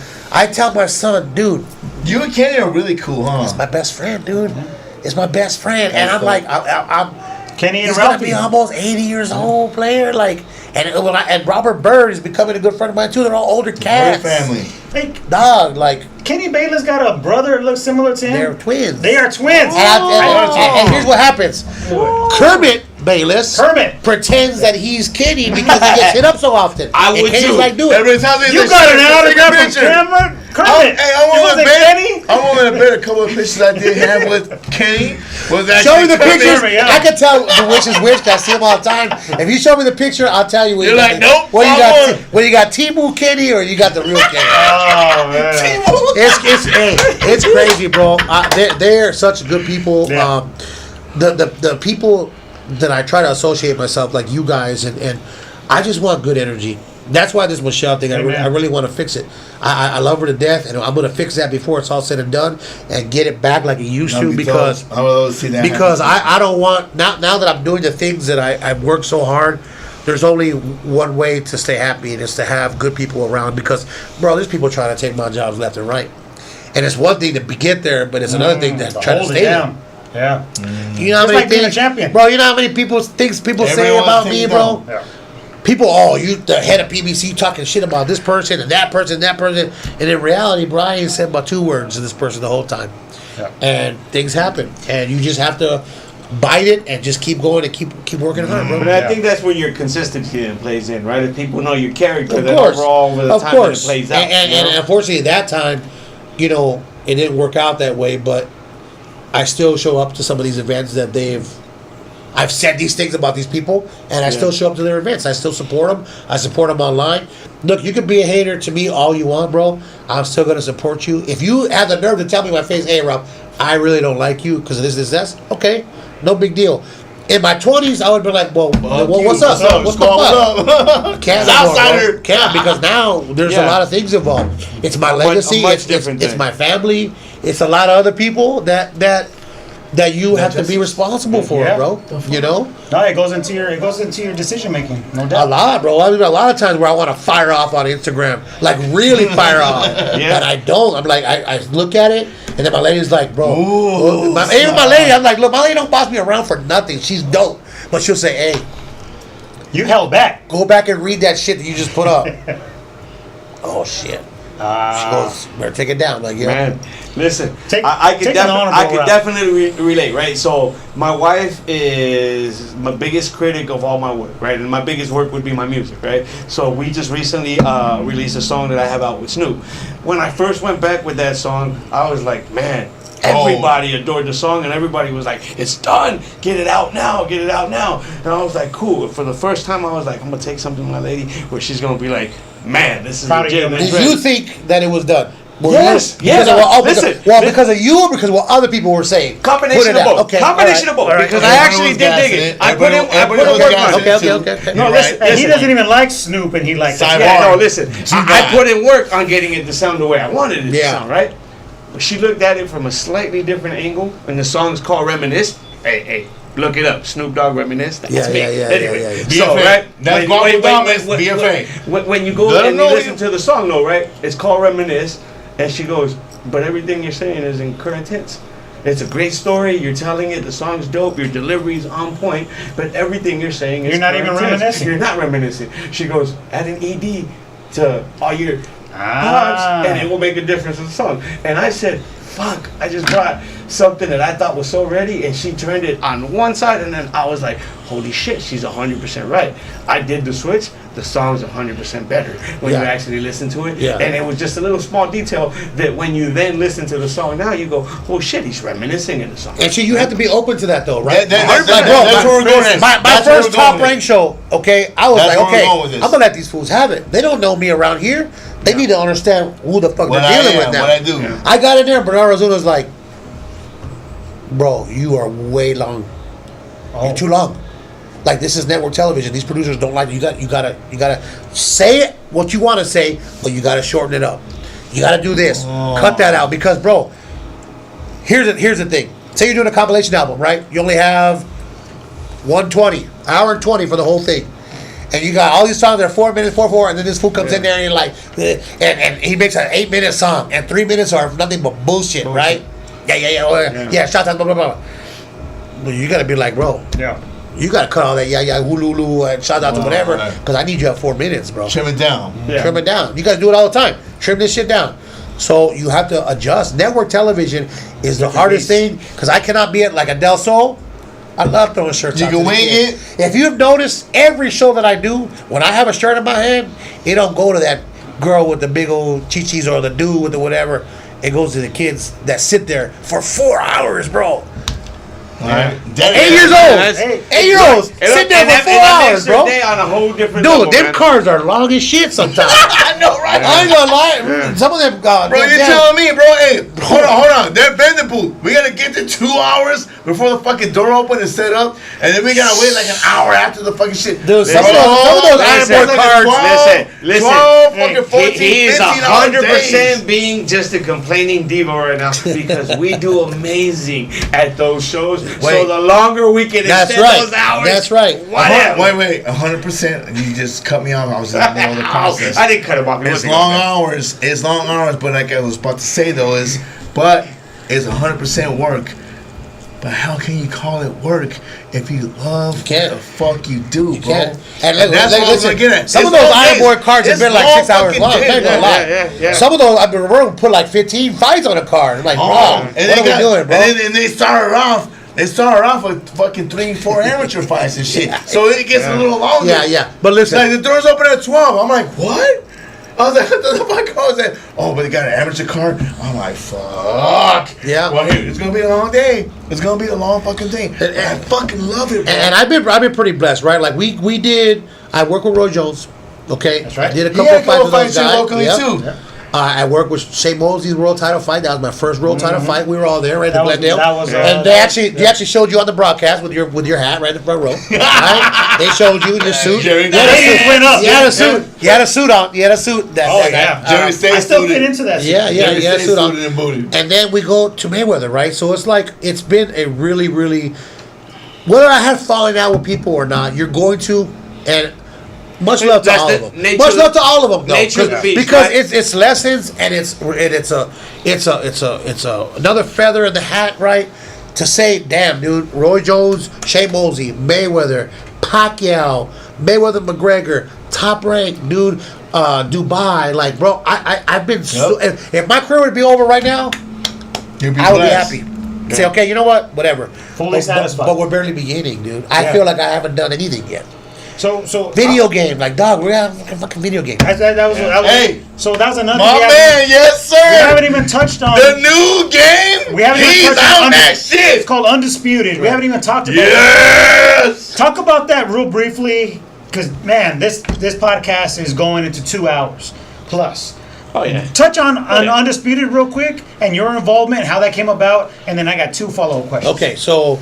Man, I still haven't gotten a chance to ask any of my questions. Hey, you know what I do when our show is running long? Good. I cut them up in parts, so that I had 3 weeks. Yo, make it half.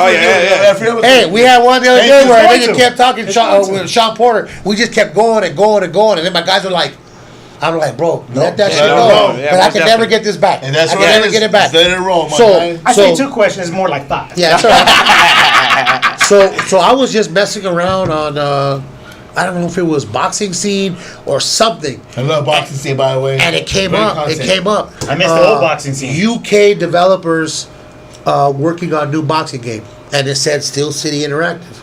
So the same thing I did with the fucking Radio Shack, and I had to make my own pivot, and I called him. I found out who the owner was. I said, "Hey, Ash."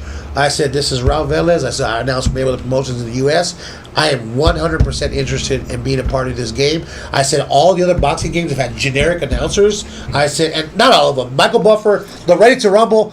To be honest with you, that's what got Michael Buffer super rich. If people don't know that Sega Dreamcast game, he made a deal with them. He was getting a certain percentage, and that game fucking went crazy. Payday. Right. So like. I said, I want to be a part of it. I said, as a matter of fact, you don't even got to pay me, dude. I just thought it was a way to extend your brand. Extend the brand. Most definitely, man. Brand. You're talking about the Ramblin. I was the first one to fucking call him. I mean, I haven't had a boxing game in 12 years. Yeah. And he didn't call me back for a whole year. And I keep hearing, little articles. I don't want to bother him anymore. So after a year and a half, he calls me and emails me and says, "Hey, check your email." So I check my email. We're happy to bring you on, blah, blah, blah. You're going to be coming for the Mayweather-Chalmers fight. We're going to bring you to Sheffield to get you scanned. Nice. And I have a picture of one of the videos I just put up. It's crazy. You walk into this dome, bro, and all these 4K cameras are all around you, right? And they're like, okay, we're just going to take a whole image of your head. Bro, these motherfuckers got me where I got my mole back here on the game. If you look really clearly, I have 2 moles. You're like too much. It was too perfect, man. Dude. So that's amazing, bro. They got so busy so fast that I haven't even been able to do my vocals yet. They put me in as a coach, as a trainer, and they're selling so much that they're so behind that I still haven't even done my vocals. So they're like, we're so far behind, we're still gonna hook you up. So in the career mode, I'm one of the coaches, and I'm actually higher than Breadman. I don't know how. No shit. My speed is not, my speed ain't. Don't fuck with me for speed, but you want some power. Chicago, use me as a coach. But I helped out a lot of people. Special edition to get you as a character to fight some of the other fighters. Well, no. What's going to happen is they're going to make obviously multiple games. They're going to expand off of that, and we're just gonna. I'll be hopefully slimmer by then. We've been working on losing some lbs, bro, because the tuxedos are getting a little too slim. So we're working on that. But it's been tremendous. But you've been comfortable in living your fucking life. I do. As have I do. Hey, we both we help. We do our thing. We some south siders and enjoy our life, bro. That's right. Shit, we work hard for this, bro. We do. I know it's funny for you guys to hear. We work hard for this. We do. I eat good. He eat good. You know why? Because we work fucking hard. I still eat we got the money to eat good. Same Peter Piper at the fucking with the old school ovens, even though it don't smell too good in here sometimes. Damn, somebody's patas. They've been running around in the ball thing too much. Yeah. But no, it was cool, man. The game was cool. They sold almost 2 million copies already, and it's gonna be a whole. The Steel City has grown up to where it's a big conglomerate now, and it's gonna be like Fortnite. It's gonna be nonstop. It'll be unstoppable. Listen, 100%. For people that are gamers, it had been 12 years, right? It was Fight Night Legends. It was the last big game that actually happened. Champions or Legends, one of the Oh yeah, I'm sorry. Yeah, what? Same game. Yeah, same Fight Night. Yeah, Fight Night. But so Champions of Legends is actually a combination of the game, but you can buy the upgrade for it, which turns it into whichever package you got on it, right? Gamers have been waiting for the boxing game to come, so amazing move by you, bro. Sick. I'm telling you. It puts you on a whole nother level, in the game right now. Andy Reese in the game. That's the only way we can get the Benavidez and Chavez fight. No shit. Yeah. That ain't never gonna happen, guys. I'm just telling you right now. We talked about that. You said it's not? No, dude. Yeah, we talked about it's that. not, bro. Okay, so wait a minute. We mentioned Jake Paul for like 2 seconds. All right. And I know you got questions. But real quick, you did the Jake Paul fight in Glendale. I did the Jake Paul fight. Let's talk about. Listen, you want to talk about Jake Paul's fucking crowd? I've never seen so many young kids in the crowd like that. Amen. We were ringside. Ballers. I'm not even mad at him, dude. But dude, hey. That fight in Glendale opened my eyes. We were ringside, and that's exactly. I was looking around. I'm like, he puts asses on seats. The open workout, I looked out. It was all little white kids. These motherfuckers got money. They got money. Kids. Listen, they were there early too. Listen, I even base it on my own kids, right? So my sons, they watch fights with me, but they don't tune into every fight with me. They don't miss the Jake Paul fight when he's fighting. No, my daughters don't miss the Jake Paul fights either. They'll be sitting right there, and that's the one thing I tell them. I go, there's that call for that other generational people that maybe not even are boxing fans even to start off with. More ticket requests for Jake Paul and Anderson Silva than I did for Mayweather McGregor and Eddie Benavidez fights combined. What does that tell you? I had hundreds of people. Hey, can you get me? Can you get me? I'm like, nah. That is crazy. Go to the open workout, and if I see you, if I give away a pair of tickets, maybe I'll find you because. You know, that's crazy. And even Wes Melton. Wes was like, dude, can you believe this shit? I go, no. Wes is like, bro, he could throw hands though. Wes was honest. I said, Wes, can he fight? You were like, you're in there. Can he fight? And then you were like, no. I don't know though. He's gotten really good though. You know, he's gotten better. Shout out to BJ. Okay, better. Shout out to BJ Flores. I like BJ Flores, my guy. That's you gotta bring his ass in here. Well, you'll have a harem of people in here though. You bring BJ. Hey, shout out to BJ Flores. And actually, you're right. We do need to bring BJ Flores. And when you bring him, I'm gonna sit in the corner because I'll be laughing my ass off. Rob, so let me ask you a question. So obviously, then Jake Paul is a cash cow within the boxing, community and what we do. Are you opposed then to him being part of the boxing game at all? You know what I mean? No, he's in it.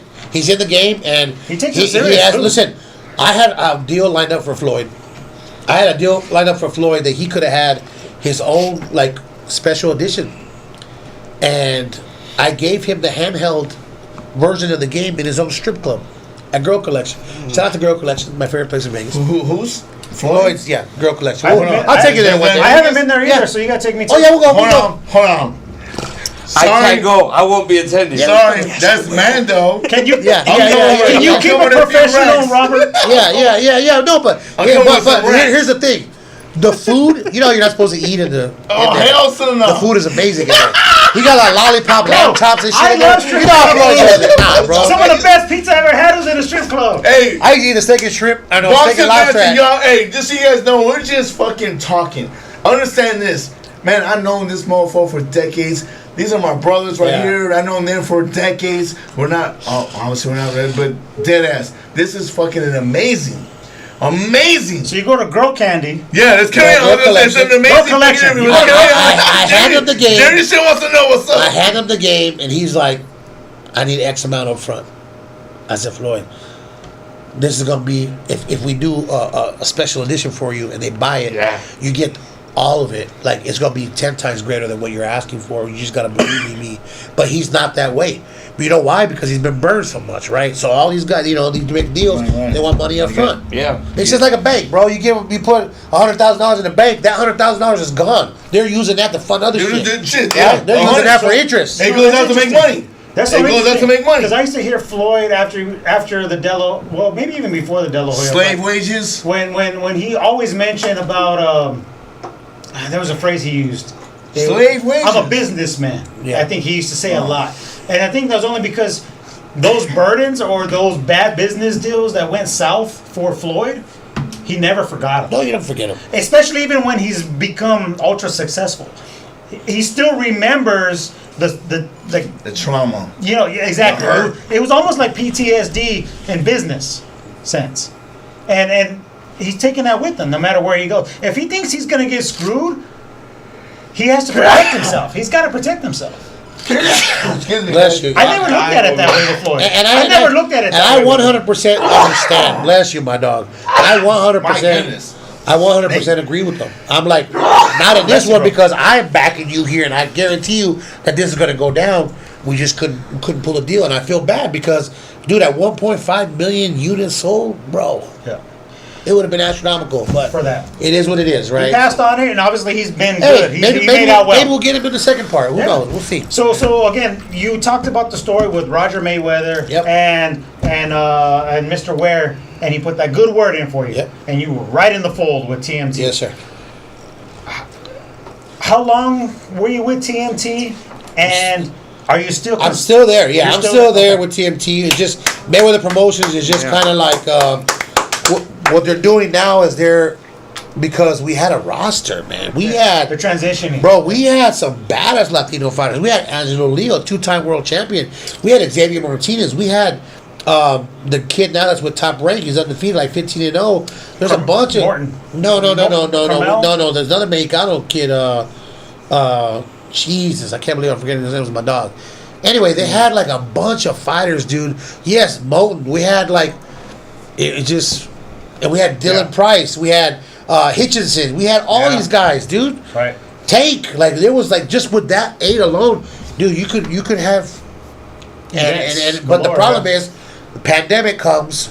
Sam's Town is giving the arena a good price. You get it. It's just like anywhere. You're doing concerts at a venue that's hooking you up.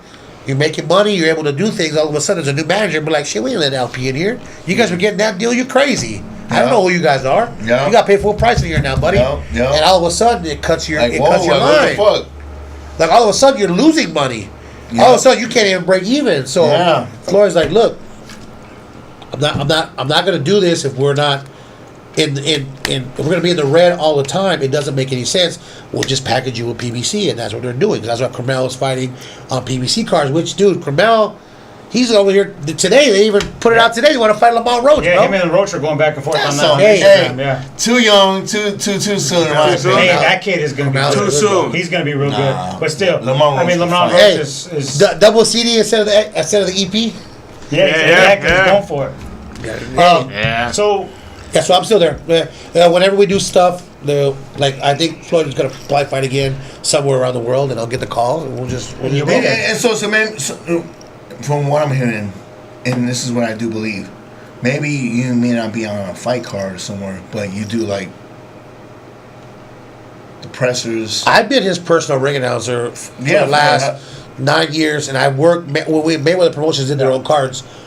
I do. And I remember you be on stage. You be doing like I do the pressers and do the weigh-ins, and you. I'm working with them. I'm working with Top Rank right now. I got to give a shout out to Brad Jacobs, Jimmy Lennon, and all the Top Rank staff. Brad Jacobs didn't have to let me come in there, and he did. And he's like, all right, let's work. Let's work. Let's work. Man. I buy my P's and Q's, bro. Just put my head down and just work there. Homie. I'm gonna ask you about Respect, Top Rank real man, quick respect. because obviously it's fresh. Yes. But I gotta circle back to this question. Sure. I always wanted to know. Sure. Hey. Tank Davis and Floyd Mayweather's relationship. What can you shed us on some light on? Are these? Yes. There's a video. There's a video on YouTube when I did Tank's open workout, and I'll send you guys a link so you guys can see it.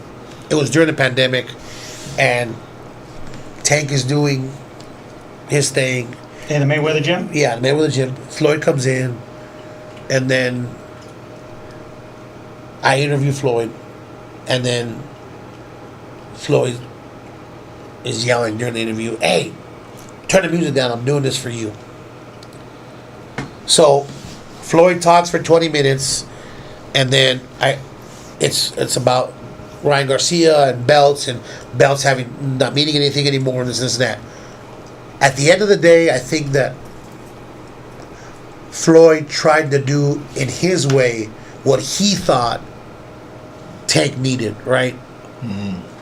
Whenever Floyd would talk, dude, during the Canelo fight, Floyd would put out a tweet. What happens? The whole boxing world crumbles, right? Timing is everything. So he thought, Floyd. okay, maybe I take this road with Tank. This is my opinion, okay? I'm gonna be the same thing I'm gonna do with Tank.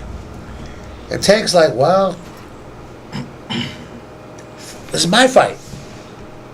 And maybe I don't need you anymore. But in the reality, look at what's happened since Tank has been gone. He is not the same anymore, guys. No, bro. And he does not have the backing or the pushing that he once he had. I say that was the biggest mistake. He's fading like a motherfucker.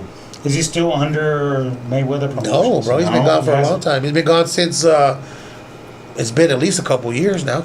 And ever since then, dude, it's been like Santa Cruz. I think was one of the last fight. Rolly was the last fight, if I'm not mistaken. Oh no, that definitely. So he wasn't even involved with the Ryan Garcia fight. It could have been the Ryan Garcia fight, bro. No. It could have been. I don't know. No, It's been a because while. I would have done that. I would have done that card because it would have been a Mayweather. Did Floyd and Gervonta Tank Davis ever spar? No, not that I am aware of. They were rumblings that they. Mouthing off. But Carmel and Tank sparred. Yeah. Really? A little smirk right there. Oh! Wait. I mean, Carmel must have been super duper young at that time. Listen. No. I'm gonna say it like this. Carmel can spar with anybody in that weight division. He was At any point David in time, the lighter weight class. Carmel's gonna be shit. multi-time, multi-division champion. Carmel, barring any injury, Carmel is gonna be. Moten from Las Dude, Vegas. when he fought this Cuba kid. This Cuba kid was already fighting he's already 10-0 or 11-0 whatever, and Carmel made this kid look whatever. So. Wow. I'm just saying. And he's fully backed by Uncle Al and Floyd? He's backed by Al and not backed by Floyd. Oh, yeah, by Floyd. Sorry, yeah, by Floyd Carmel. I thought we were talking about Tank still. Yeah, Carmel is backed by Floyd. And he just said, too, I'll put up the money if this fight really wants to go down. So maybe your boy get in there. Roach. I'll Get in step there. up real quick. You're saying he should not. He's ready for Roach, bro? Roach is good, bro. Hey, he is. You know what they're telling me? If he beats him, too, Roach is Tank good. Davis don't want none of that. And I'm going to tell you this right now, bro. Do you think Tank is done? Okay, go ahead. When you take a knee like that, Yeah. listen, Steve Willis, bro. Come on, I now. don't hate Steve Willis, but Love him. Hey, Steve Willis, it is you got what it fucked is there, up. man. He done Yes. fucked up. You're fucked up. That was the fight that I was talking about. Listen, we were That just literally knee, talking those about 2 that, points, bro. that's the fight. That was Miguel Cotto knee right there. That's the That's fight. exactly what he did. Yeah, Roach wins there. man. And- Roach wins one And fight. it's unfortunate because that dude fought pretty good. There's no timeouts in boxing, And bro. now we got Jake Paul and Tank. So now, I was gonna tell you that. honestly, Tank, to answer your question, bro, after this fight, I think we may have seen maybe. The last of it, a prize fight. I think Tank doesn't want to fight no more, to be honest with you. Yeah. I think Out the he's door. done, bro. I talked to him a long time ago. I said, look, dude, don't buy those big ass cars, man. Buy yourself a bunch of houses. And I tell everybody that. David Benavidez is a perfect example. He's doing the damn He's thing. investing his Bro, money. he's got multiple houses. His money's making That's money. what you need to do. Yeah. You need to do that. Like, you need to do that. Fuck the Bugatti, bro. Buy yourself land in a fourplex. Message. You don't want to be fighting until you're 40 years old anymore. Message. I've seen this guy, and not to pull shade on anybody else, but when you talk to these older cats, these legends at the Hall of Fames, it's like, Yeah, they're still grinding, bro. I'm sorry, what? Like, I don't understand what you're saying. And I just be like, oh yeah, good to see you, champ. And I'm like, damn. Yeah. Yeah. They're all fucked up. Yeah. Tommy Hearns can't even walk, bro. Got James Yeah. Tony, who I'm like, man, We talked He's about a mumbling. something. Yeah. it's hard. He's my favorite fighter too, man. It's hard. That hurts, Rob. Hurts, Rob, man. It's one of my James favorite Tony. fighters ever, bro. Seriously, he's my top 5, man. That Philly road came from him, man. He perfected that in the '90s. Got nothing but love for him. But when I hear him speak, bro, it's Talking about James Tony? Yeah, James Lights Out. He was a Tony, bad bro. dude. And you know what? He's very cool with everybody. You know Yes. the thing that bothers me is like, it looked like he was slipping and sliding, like, but he was getting touched, but he was like deflecting the The fucking full force with trajectory his and face, stuff. but he was hitting the side But of his he was head. always getting touched because he was an inside fighter. He loved being in the pocket, which is why I That's fucking what love made him. his fights He had beautiful. balls, bro. Towards the end of his career, he yeah. had balls, and he would just sit in the pocket, but he would slip and slide. But unfortunately, Well, and at the end of his career, he was fighting heavyweights, man. Much different damage too. I mean, it's crazy to the see truth these is fighters. now it affected him like no other, bro. It's so heartbreaking. And it's crazy because look at these guys, our heroes that started off at like welterweight, bro. Yeah, and then they end up yeah, like a light heavyweight. You're like, damn. holy shit, right? Like, when I started watching, I was watching like Donald Curry era, like mid '80s, because I was around 7. Donald Curry. You know? Oh yeah, sorry.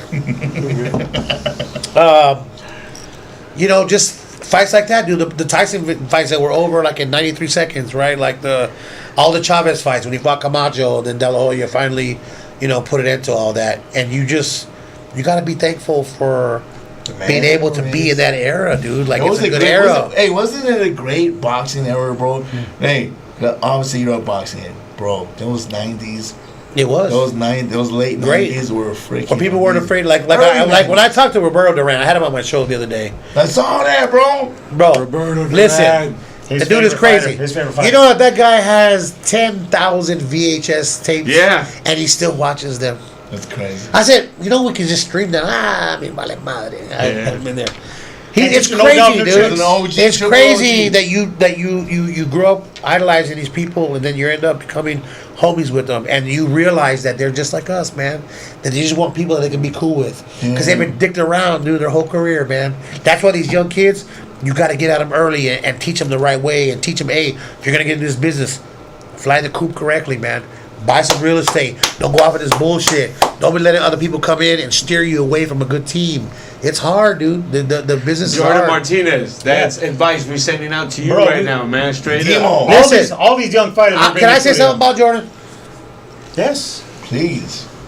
Fucking kicking crack, boy. Yeah. Oh, Good. I like Jordan, dude. Yeah. I told him a long time ago, I said, Mijo, you keep your head on straight, dude. You're going to make it out of anywhere. You're needs going to that. make it to the world, bro. Yeah, I'm telling you. Yeah. The new NABF. Yes, new champ. NABF champ. That's a big move. Bantamweight That's a big champ there. step up, right? Shout out, We're Moreno. so proud of him, man. Shout out to I the like homie Jordan. Jordan. I was trying to get, That's I was right wishing there, bro. Jordan come over to Del Sol. Jordan, bro, do me a favor, bro. Oh. Stop having babies.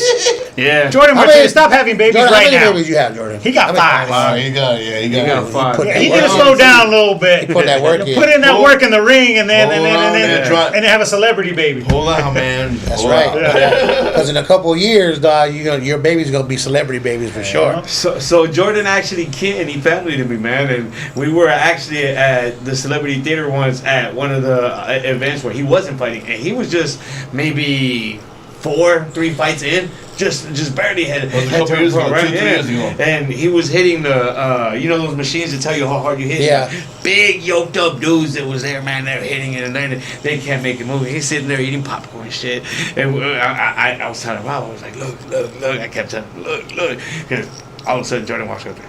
Bing! Woo! woo, thing goes up, and he walks away just laughing at them, man. Since then, last time when he was here last, man, he actually gave me one to the body gut, shot. man. Hey, and that's funny that you say that, right? Because as you get older and you see and you learn and you train and you're in there, you're doing this, you're doing this, as you know, because when you're in the sport, you just naturally go to the gym, start working out, you get a pair of gloves because you're in it, you want to be in it, you start learning how to do mitts, start learning how to defense, you start learning the heavy bag, stepping, you watching everybody for years, and you learn how to fight.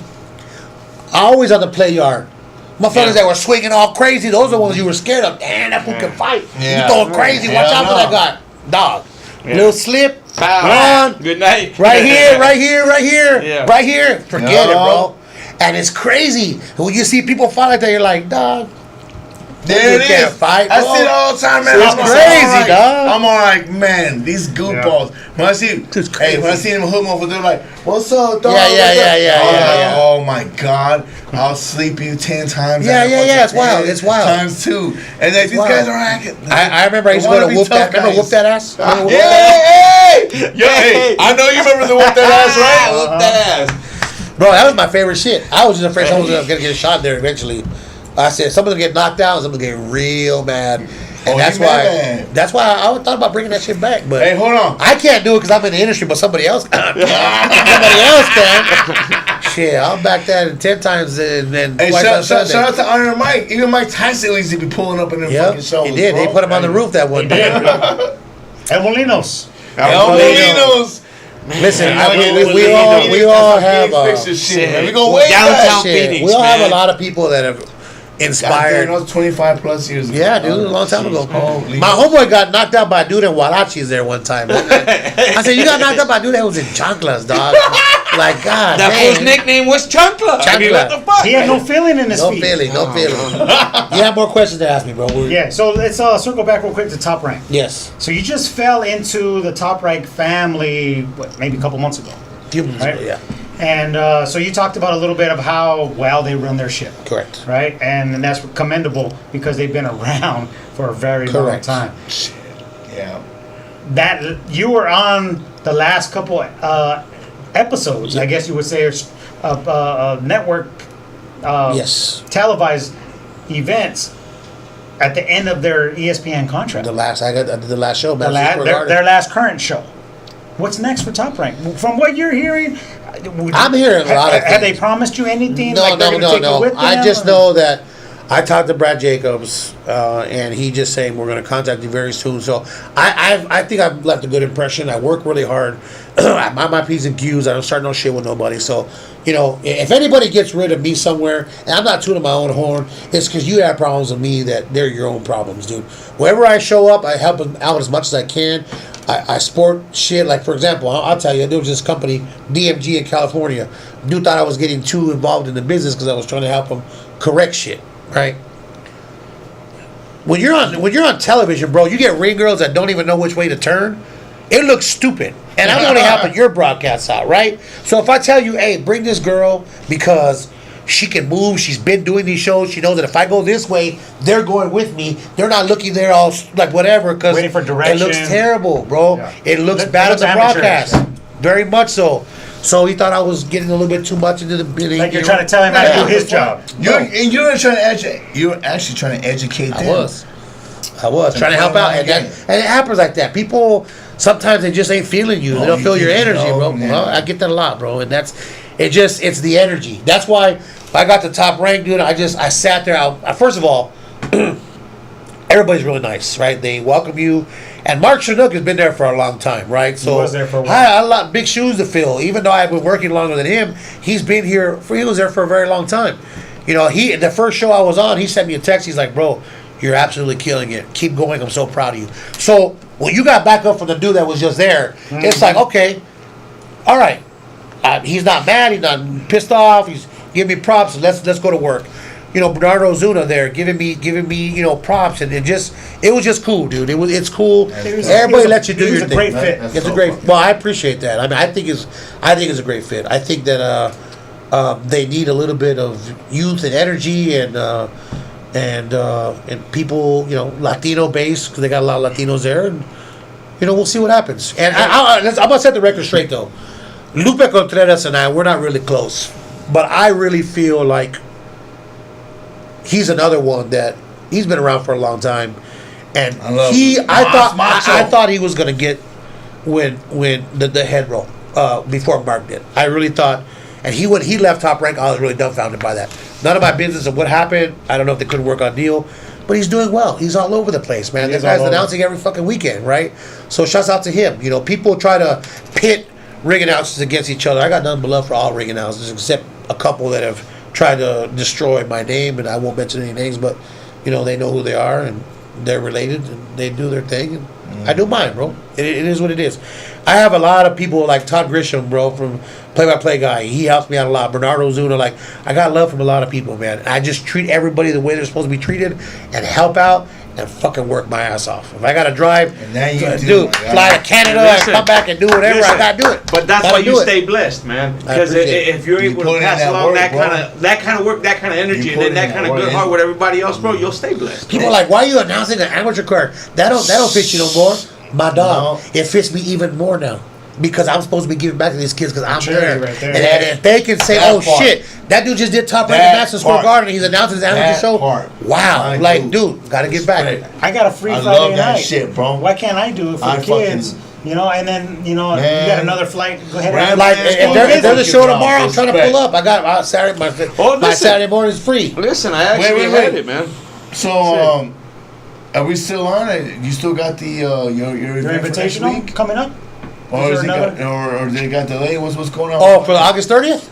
Yeah. Which one? Yeah. I thought you had an event coming up next week. Yeah, that got, dude, amateur boxing here, as soon as they found out we were doing stuff, they went and they locked up a lot of the weekends on purpose so that we wouldn't. Dude, our show's different. You have a professional announcer. You're going to have lights. You're going to have this. We're going to have you guys there. Like, trust me, I'm not trying to clown Gene Lewis. They do a big show or whatever, but I'm coming huge. Like, pro. I'm going to be streaming my shit on my channel. Like, we didn't talk about it, but I have my own television channel in Vegas now. I have my own network. So, like, for me, what I want to do is I want to take these smaller promotions that don't have an outlet and throw their asses on my channel, dude.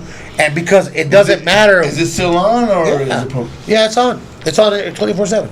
I got all my Kenny and Ralphie shows on there. I do a show with Kenny Bayless. I have. No, I'm talking about your show next week. No, it's not on. I'm sorry, man. No, I'm not sorry. I want to do it right. I want to do it right, bro. 100%. I want to do it right. I should have told you about this a long time ago. I'm sorry. I know you're ready to get your booth going. So I'm sorry. No. I'm just, it actually works out perfectly, bro. So Listen. A little bit of insight, right? So the event tomorrow is at the Walt Hoskins Annual Showdown.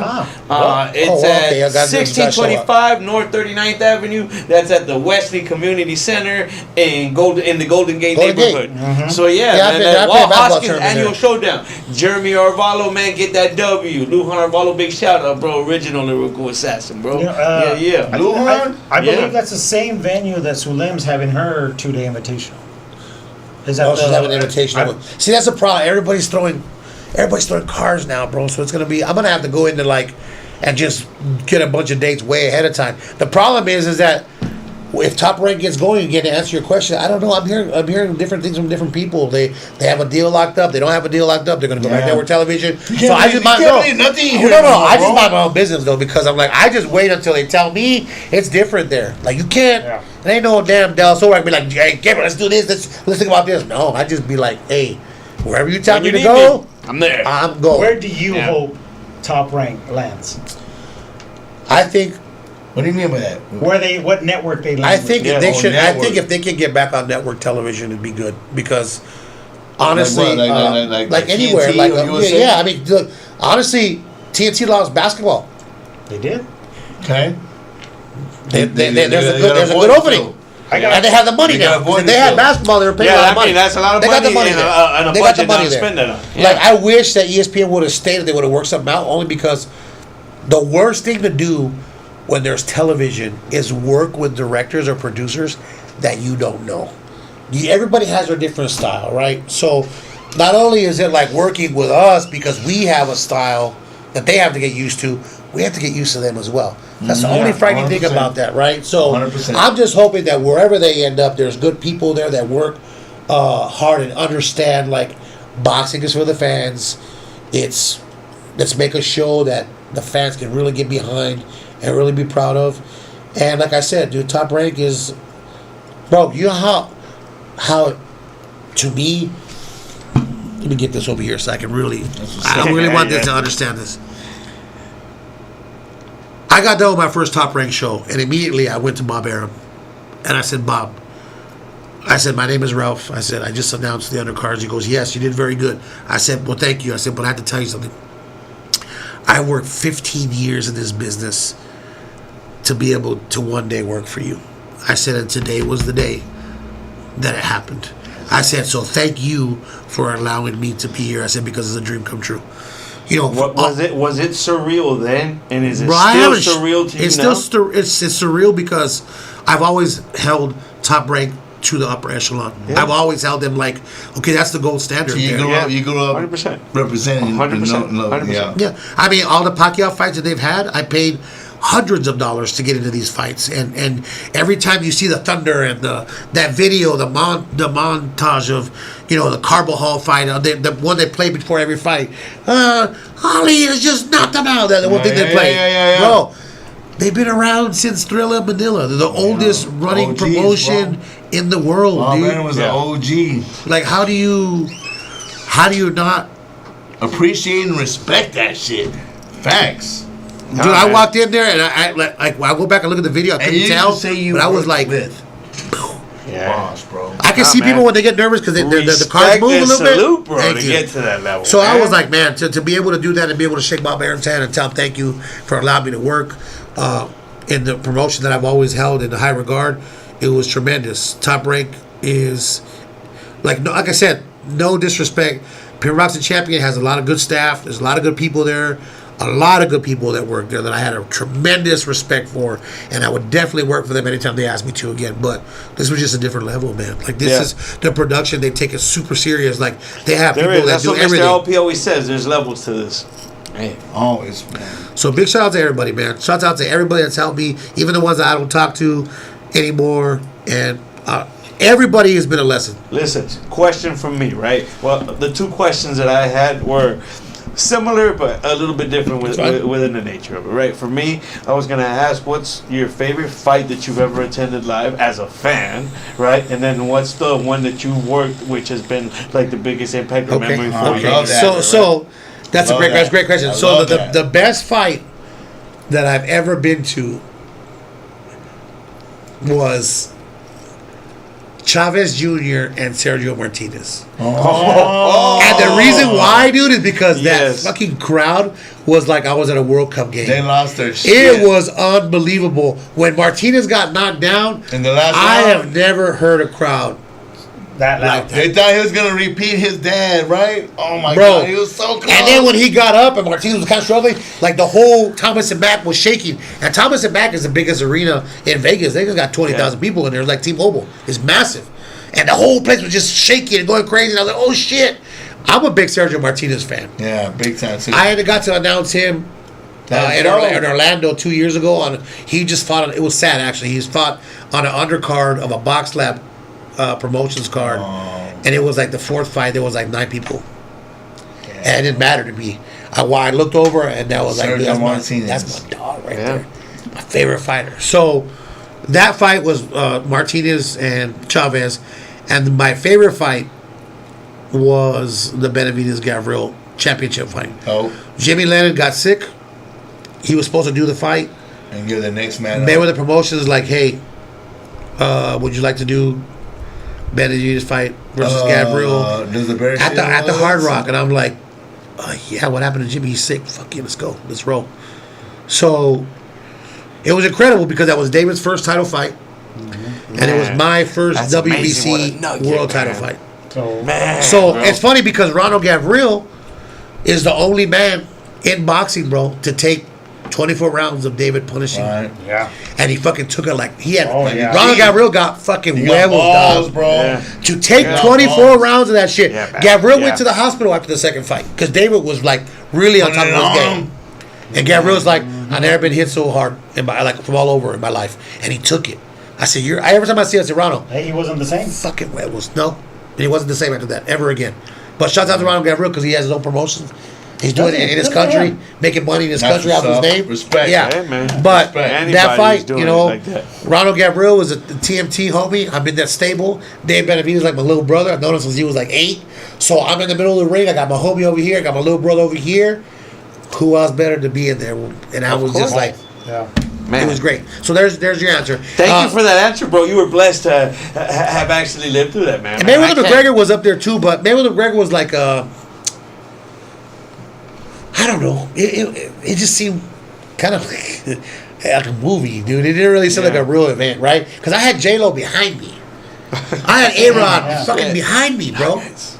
I had Steve Harvey asking me where his ticket was, and I was embarrassed. I was like, no, your ticket's like 6 rows back of me. Who the fuck am I to be sitting in front of these people, man? It's like, oh, you belong over there, my guy. I'm like, Sorry. bro, that's what they gave me. Like, okay, yeah, listen, I do belong here. I do. Let's go. Yeah. So there's your answer. Yeah, listen, Hold on. man. Hey, Yeah. I'm actually making the departure. I'm gonna try to be sneaky about it. You guys continue on. I have to go. I got personal obligations to deal with right now. I gotta. This shit.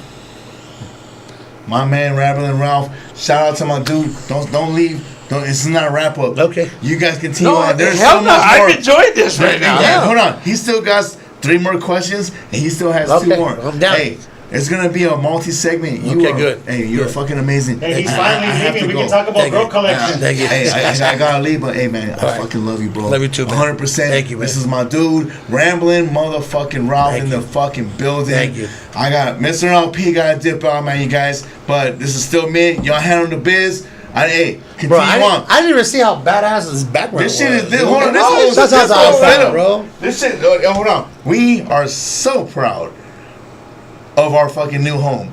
We used to do this shit in my fucking upstairs fucking living room, bro. Nice. You know what I mean? And hold on. Actually, that shit was nice. And it was it not? And my shit was nice. Hey, You, you guys, you are- said nice, and he thought you were knocking him by you guys saying have to nice, teach me how man. to use this switch, though, for real. That's one thing I do not know how to do is that.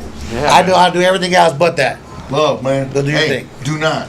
do not wrap this shit I'm up. not. Man. You keep going. I'm not. I'm about to get this mic right y'all here. I got my own motherfuckers mic. Yes, 2 hours. yes. Jerry, you Y'all can motherfuckers scoot another that 2 mic. hours, man. Listen. But I really gotta go. Listen, man. what All we're right, about to Go do your thing. love, bro. Go do your is- thing. Much love. We're about to. And before it's all said and done, I'm gonna get on one of you guys' songs. I'm gonna do a 16, bro. You do a carryover or? Hey, I'm gonna do a or- 16. It may not be, you know, LP level, but I'm gonna do a 16, bro. Well, I mean, hey, are you talking about a hook? Love you guys. No, I'm gonna do an Oh, actual you wanna do a verse. verse? Hey, shouts out to Rude Dog Rudy Torres, my cousin. Respect to the And- homie right there, man. Old school. Yeah, I was homie. about, hey, he's Tu a, sabes. yeah, Tu Sabes, that's right. Shouts out to my cousin, man. He's the one that got me into the rap shit back in the day with the Fifth Coast and iRock and all those guys, bro. Listen, shout out to iRock. He's actually doing movies out in China and Bollywood. He actually did a couple flicks that actually went pretty big, bro. So Really? shout out to iRock, and he gives a lot back to the community, bro. Big time. He literally brought back and just recently had opened in Tempe, I believe, is where he's got his video studio. And Yes, he's- as a matter of fact, he's invited me to go, and I've been so damn busy. I need to get by there and see what's up because, you know, talk about changing your life trajectory, bro. Yeah, you know, bro. my cousins and him were, you know, of course, you're raised in the hood. You know, you gotta. You defend where you come from, man, and to be able to make it out and do movies and music, it's a beautiful thing, man. And listen, to give back, he's to teach. Yeah, man. I mean, teaching. I got a personal story there for me when I went to ASU, bro. I actually went to ASU for learning how to do film in different medias, right? iRock was the professor in the class when I actually went in. How long ago was that? Listen, bro, that was probably 2002 for me when I went. Really? When He was I went already there, bro. teaching at that time? Because he was at Collins for a little bit, and then he went to Collins ASU at after first, that? and ASU after that. Wow. Bro. So listen, so I that was one part of the cool thing where I was actually able to even get a little bit more out of it because we were already recording at the iRock Record Studio before I ever did the whole college thing, and he was the professor, bro. So he actually put me on game big time when I was first starting my musical career, bro. And we used to record at the iRock Record Studio on 27th Avenue in Thomas, bro. Dude, that was right across the street from Taquito del Pasito. Yeah. Yeah. Where they have the weigh-ins. Yep. Yeah, man, exactly right there, bro, and right across the street. So right across the street, man. Yeah, good dude. So big shout out to iRock, bro. Big time. So listen, I had asked you about the fight that you enjoyed attending as a fan, and then I also asked you your biggest accomplishment, or as you kind of felt it. Yeah. As you've gone with your career, do you have a set moment or a set time when you can glimpse back and go, hey man, that's when I finally felt like, man, I've actually arrived, and I looked around and went, damn, I can't believe this. I'm here. Well, it was a showbox, because the first showbox card I did, I looked down, and it's Barry Tompkins down there, bro. And Barry Raul Tompkins. Marquez. Barry Tompkins, when I was growing up, dude, was on USA Boxing, and he was on HBO. He was the first original, Yes. if I'm not mistaken, Boxing After Dark. HBO World Championship play-by-play, Boxing? World Yeah. Championship Boxing before Jim Lampley. So for me to hear that in the earpiece, to send it up to the ring, to Raul Surreal. Velez, I'm like, Surreal. You were like, oh my. I'm like, damn, dude, I'm here, right? Like, and then you see the Showtime logos, right? And you see, like, everything around. You're like, oh my god, like, this isn't my backyard with my wrestling dolls anymore. This is a real shit, This you know. is it. But with that comes a big responsibility. Like I said, my social media game where I lash out sometimes, I need to stop doing that. I'm a Scorpio, bro. So when people piss me off Scorpio myself, sometimes, too. I have to I try to relate. remember On now impulse. to be like, man, stop doing that, you know. And the posting thing too. I don't have an ad agency. I don't have a manager. And some people always ask, man, Ralph, why do you post so much? Probably even you. You probably like, dude, Ralph, you're posting way too much.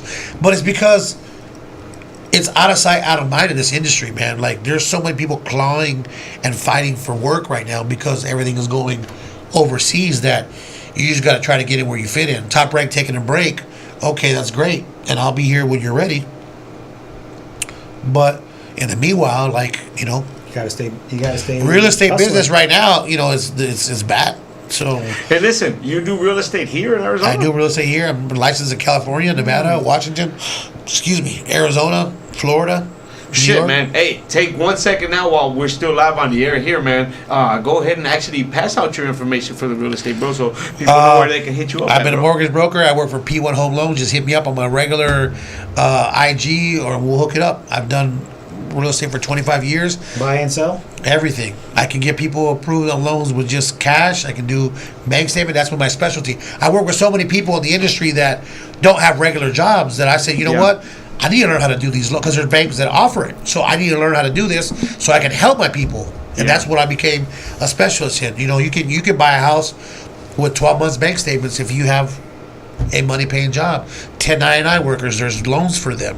There's loans for people that, you know, that are nurses or doctors or teachers or whatever that can get special. There's loans for everybody, dude. So Man, hit me up. most definitely. Everybody Yes, tap sir. in, Yes, man. Now sir. you know where you can go for your real estate needs, Yeah, man. but the showbox, to answer your question, was the fight that Yeah. I said, okay, you know what? I really got to work on this like full time because this is where I'm at. This is what's happening, and I cannot let it go. I'm here with Showtime. Like, okay, I'm here with Mayweather. Like, there is no more ceiling when it comes to people. Yeah. I got to stay here. So then that turned into PBC, and then we went from there. And it's good. And I miss Showbox. I'm in Showbox too. dude. Showbox, Boxing After Dark, like those small. Showbox was great, dude. Yeah. I announced Rolly 3 or 4 times on Showbox, dude. Yeah. I said, this kid is really awkward, but such It works for power. him. Do you ever get a chance to work on HBO? No, I did not. That's one thing that I really I wanted to, but HBO Max is a big streaming company now, so you never know. They might get into. Hey, if Amazon got into boxing, my bro. follow-up question was gonna be: do you think that HBO will once again have boxing? If they're smart, they will. Yeah, Because it's a market. It's there, wide man. open right now, and the Top Rank would be a good partner. And you were actually just saying too. It mentioned it really quickly right there at the end of that, right? You were saying Amazon Prime and Netflix are some of the other formats that are now bringing in boxing. Yeah. Jake Paul and what he's been able to do with the Netflix. I mean, of course, they're no dummies. They see the numbers that he's pulling, and anything he touches. Like, look at Amanda Serrano. I got to announce her record-breaking 6 division world title fight, and bro, they had her on the undercard of a fight in Brooklyn. They put her on the YouTube part, which I did before Jimmy would come on. Man, we had a segment, bro, where we were literally just talking, and that's one of the things that I told Rob and Jerry, bro. I was like, literally, Amanda Serrano is somebody who was always forever going to be thankful to Jake Paul, man. He didn't make her relevant because she was already relevant in the game, but he got her paid, Bro. and he made her relevant to the common fan. And she was with Lou DiBella at the time. Shout out to Lou, because I love him because he doesn't care. He'll tell you the way it is. It doesn't matter if it pisses him off or not. He just is what he is, and that's what makes him him. But he had her at the time, and he still had her on an undercard of the Showtime championship fight, which I was happy with it because I got to do it, you know. Yeah. And it's a defining moment in my career because that's a record-breaking fight in the history of the sport. Yeah. So only her and Manny Pacquiao are the only two to have multi-division at that number of titles. And I don't think it'll ever be broken again because people are afraid to. That's another story, but you know to take risks. Yeah. So one thing we talked about with the Serrano and Katie Taylor fight was if Serrano could have pulled that off, that would have been a 7th division. And no, I don't think that anybody in our lifetime would ever go up 7 divisions to be the world champ. It was when the betting odds came out for that fight, I was really scared because I was like, okay, Katie Taylor has a huge disadvantage. She is going to have not really a home crowd for her. Because it was back in New York. Correct. And it's Jake Paul's promotion, and no one's going to fight a 4-time losing 3 fights, right? But, bro, Katie Taylor came out, the Irish, they were in the house, bro. Oh, They were in the house, right? So I thought it was a great fight. I thought Katie Taylor did enough to win, and unfortunately for Amanda Serrano, she can go back down to her original weight class and just do what she got to do. Well, that was my only thing there, man, where Amanda Serrano had already seen how close the fights had been already, and then to go out in the third fight, she fought well, but she didn't have enough activity in the fight to then at the end More go, technical. man, he did so much, you know what I mean? Yeah. I think she left that was the one thing that I could look at. And again, she wants to be great, dude. And I've always liked her because she's not afraid to fight anybody. I mean, that's not even her weight class, right? So you just go back down and just do your thing and become immortal, make your money, and look at what they're doing. They're signing all kinds of people. Like they got, I mean, if I'm not mistaken, they signed Alicia Bumgarner, right? If I'm not mistaken. They're running the women's boxing game. MVP Promotions is running the women's boxing game. And the only person that can really put them on a pedestal, believe it or not, is Jake Paul, which it would be funny. You asked me that 3 years ago, today, like, who do you think is going to run the women were like, Jake Paul, that's good, then you're joking. And yet he has them all now. Yeah. And even signing, like, the Han, it's like the Han girl from Texas, like, and Holly Holm, and, like, dude, like. Yeah, no. We literally Crazy, were just talking there, man. Yeah, It's so crazy. there's a story about his business partner, Keisha. He comes from a single mother household, and he broke it down a little bit of why he's so invested in women's boxing at the all women's Netflix card that was headlined by Serrano and Taylor 3, and it goes to their mission, what they want to do for women's boxing, and he seems to lead that mission, and Jake Paul is the supporter of it, and he takes that popularity to a whole other level that women's boxing has been, to be honest with you, missing. It's been lacking. There's been a lot of great women fighters that wish they would fight they could have fought in this era. And it's unfortunate because you have Katie Taylor and Amanda Serrano fighting 3 times. Can you really name any other fighter besides them two and Clarissa Shields in the women's division that have that kind of like name, that name clout? I mean, Bumgarner, but not really. Not even not really. yet. No. Not really. Not yet. So, I mean, historically, Holly Holm, like how he said, but that's no longer at that elite level now. Yeah. You know what I mean? Yeah. but women's boxing I remember when women's MMA was hot. You had Holly Holm there, then you had Ronda Rousey, and the gal from Brazil, and a couple other ones that came in there, Gina Carano, Cyborg. Like, it was really hot. Yeah. And then Gina Carano, what you just did to my heart, bro. Oh, Gina him too. Carano, I saw that, bro. She was the one that had to take off all her clothes for the weigh-in. She couldn't make weight once, man. That was the first time seeing it in a female fight, at least, you know. But I'm a big fan of Australian women's boxing. Yeah. Like I tell these guys, there's a lot of beautiful women coming out of Australian boxing. Shout out to Sky Nicholson. She fights tomorrow. Oh, Sky Nicholson. Yeah, and she's moving up in weight. And so, yeah, no, there's a lot of badass women fighters right now, boxers more specifically. So they're getting their just due. So shout out to MVP also for putting them on that platform. Matchroom's also putting them on that platform and stuff too. You know, Michaela Mayer with Top Rank. Yep. You know, doing their thing there too. So they are, man. We're experiencing a golden age there too. That's now hopefully starting to brew in women's boxing too, man. Oh, I think MVP just signed Valle. Yeah, She fought Sinessa recently. Her and her, I think, younger sister or something too. So they're gonna put on plenty more high caliber good matchups. That was an amazing fight here, bro. The Estrada Valle fight. Yeah. That was the last big fight card here. She's my favorite woman was. fighter, even though she's not fighting anymore. Listen, 4 Love of Boxing would like to express so many thanks for everybody at home still listening in, man, and for everybody we got that people was still on tuned it? in, man. Oh, most definitely. Yeah, bro. okay, all right. And so. Want to give those thanks, man, on a Friday night being down here. We want to thank Ramblin Ralph for coming down here and spending his time down here with us, man. Listen, you got people still listening in, man. Give your shout outs, man, as we're closing out. Listen, I just want to give a shout out to anybody that supported from day one, or even not from day one, even just supporting now, or you did at one point. This is a hard thing that I've had to give a third of my life to. So thank you to my parents, my mother. She's my biggest supporter, man. And still always, even at 46 years of age, bro, make sure you watch your surroundings. Make sure you only deal with good people. And, and at first I was like, Mom, I'm good. But in reality, when those phone calls stop, dude, I'm going to remember them. So I'm glad they still come through. And shouts out to any moms out there still supporting their kids at whatever age. But, I have a lot of people to thank. Again, Radiant Technologies in Las Vegas for allowing us to have a platform like this for our own show, and for me to be able to have a platform to put fights on. We got a lot of things coming over there, Prophecy, and shouts out to my Todd Grisham's, my Bernardo Zuno's, my Jimmy Lennon's of the world, man. Thank you for allowing me to be me, and thank you for pushing me to be great, and thank you to you guys, man. I've had a good time here, and you guys are pretty amazing, and anytime I'm welcome back here, I'll come rap with you guys for about 3 hours. We're the ones that are blessed for you being down here. Yeah, Jerry, tell me, man, who you got your shout outs to, bro? Go ahead. So many to name, but thank you all for still tuning in. If you gave us 10 minutes or you gave us the whole 3 hours, it was a beautiful segment that we had here with Ralph. We talk more than just boxing on this podcast, but it is all boxing based. But it's real life stuff. I can't say enough about how proud I am sitting next to this guy, interviewing him, just getting to know him a little bit, and letting you get to know him a little bit more. One more thing about him that we didn't touch topic on is he's writing a book.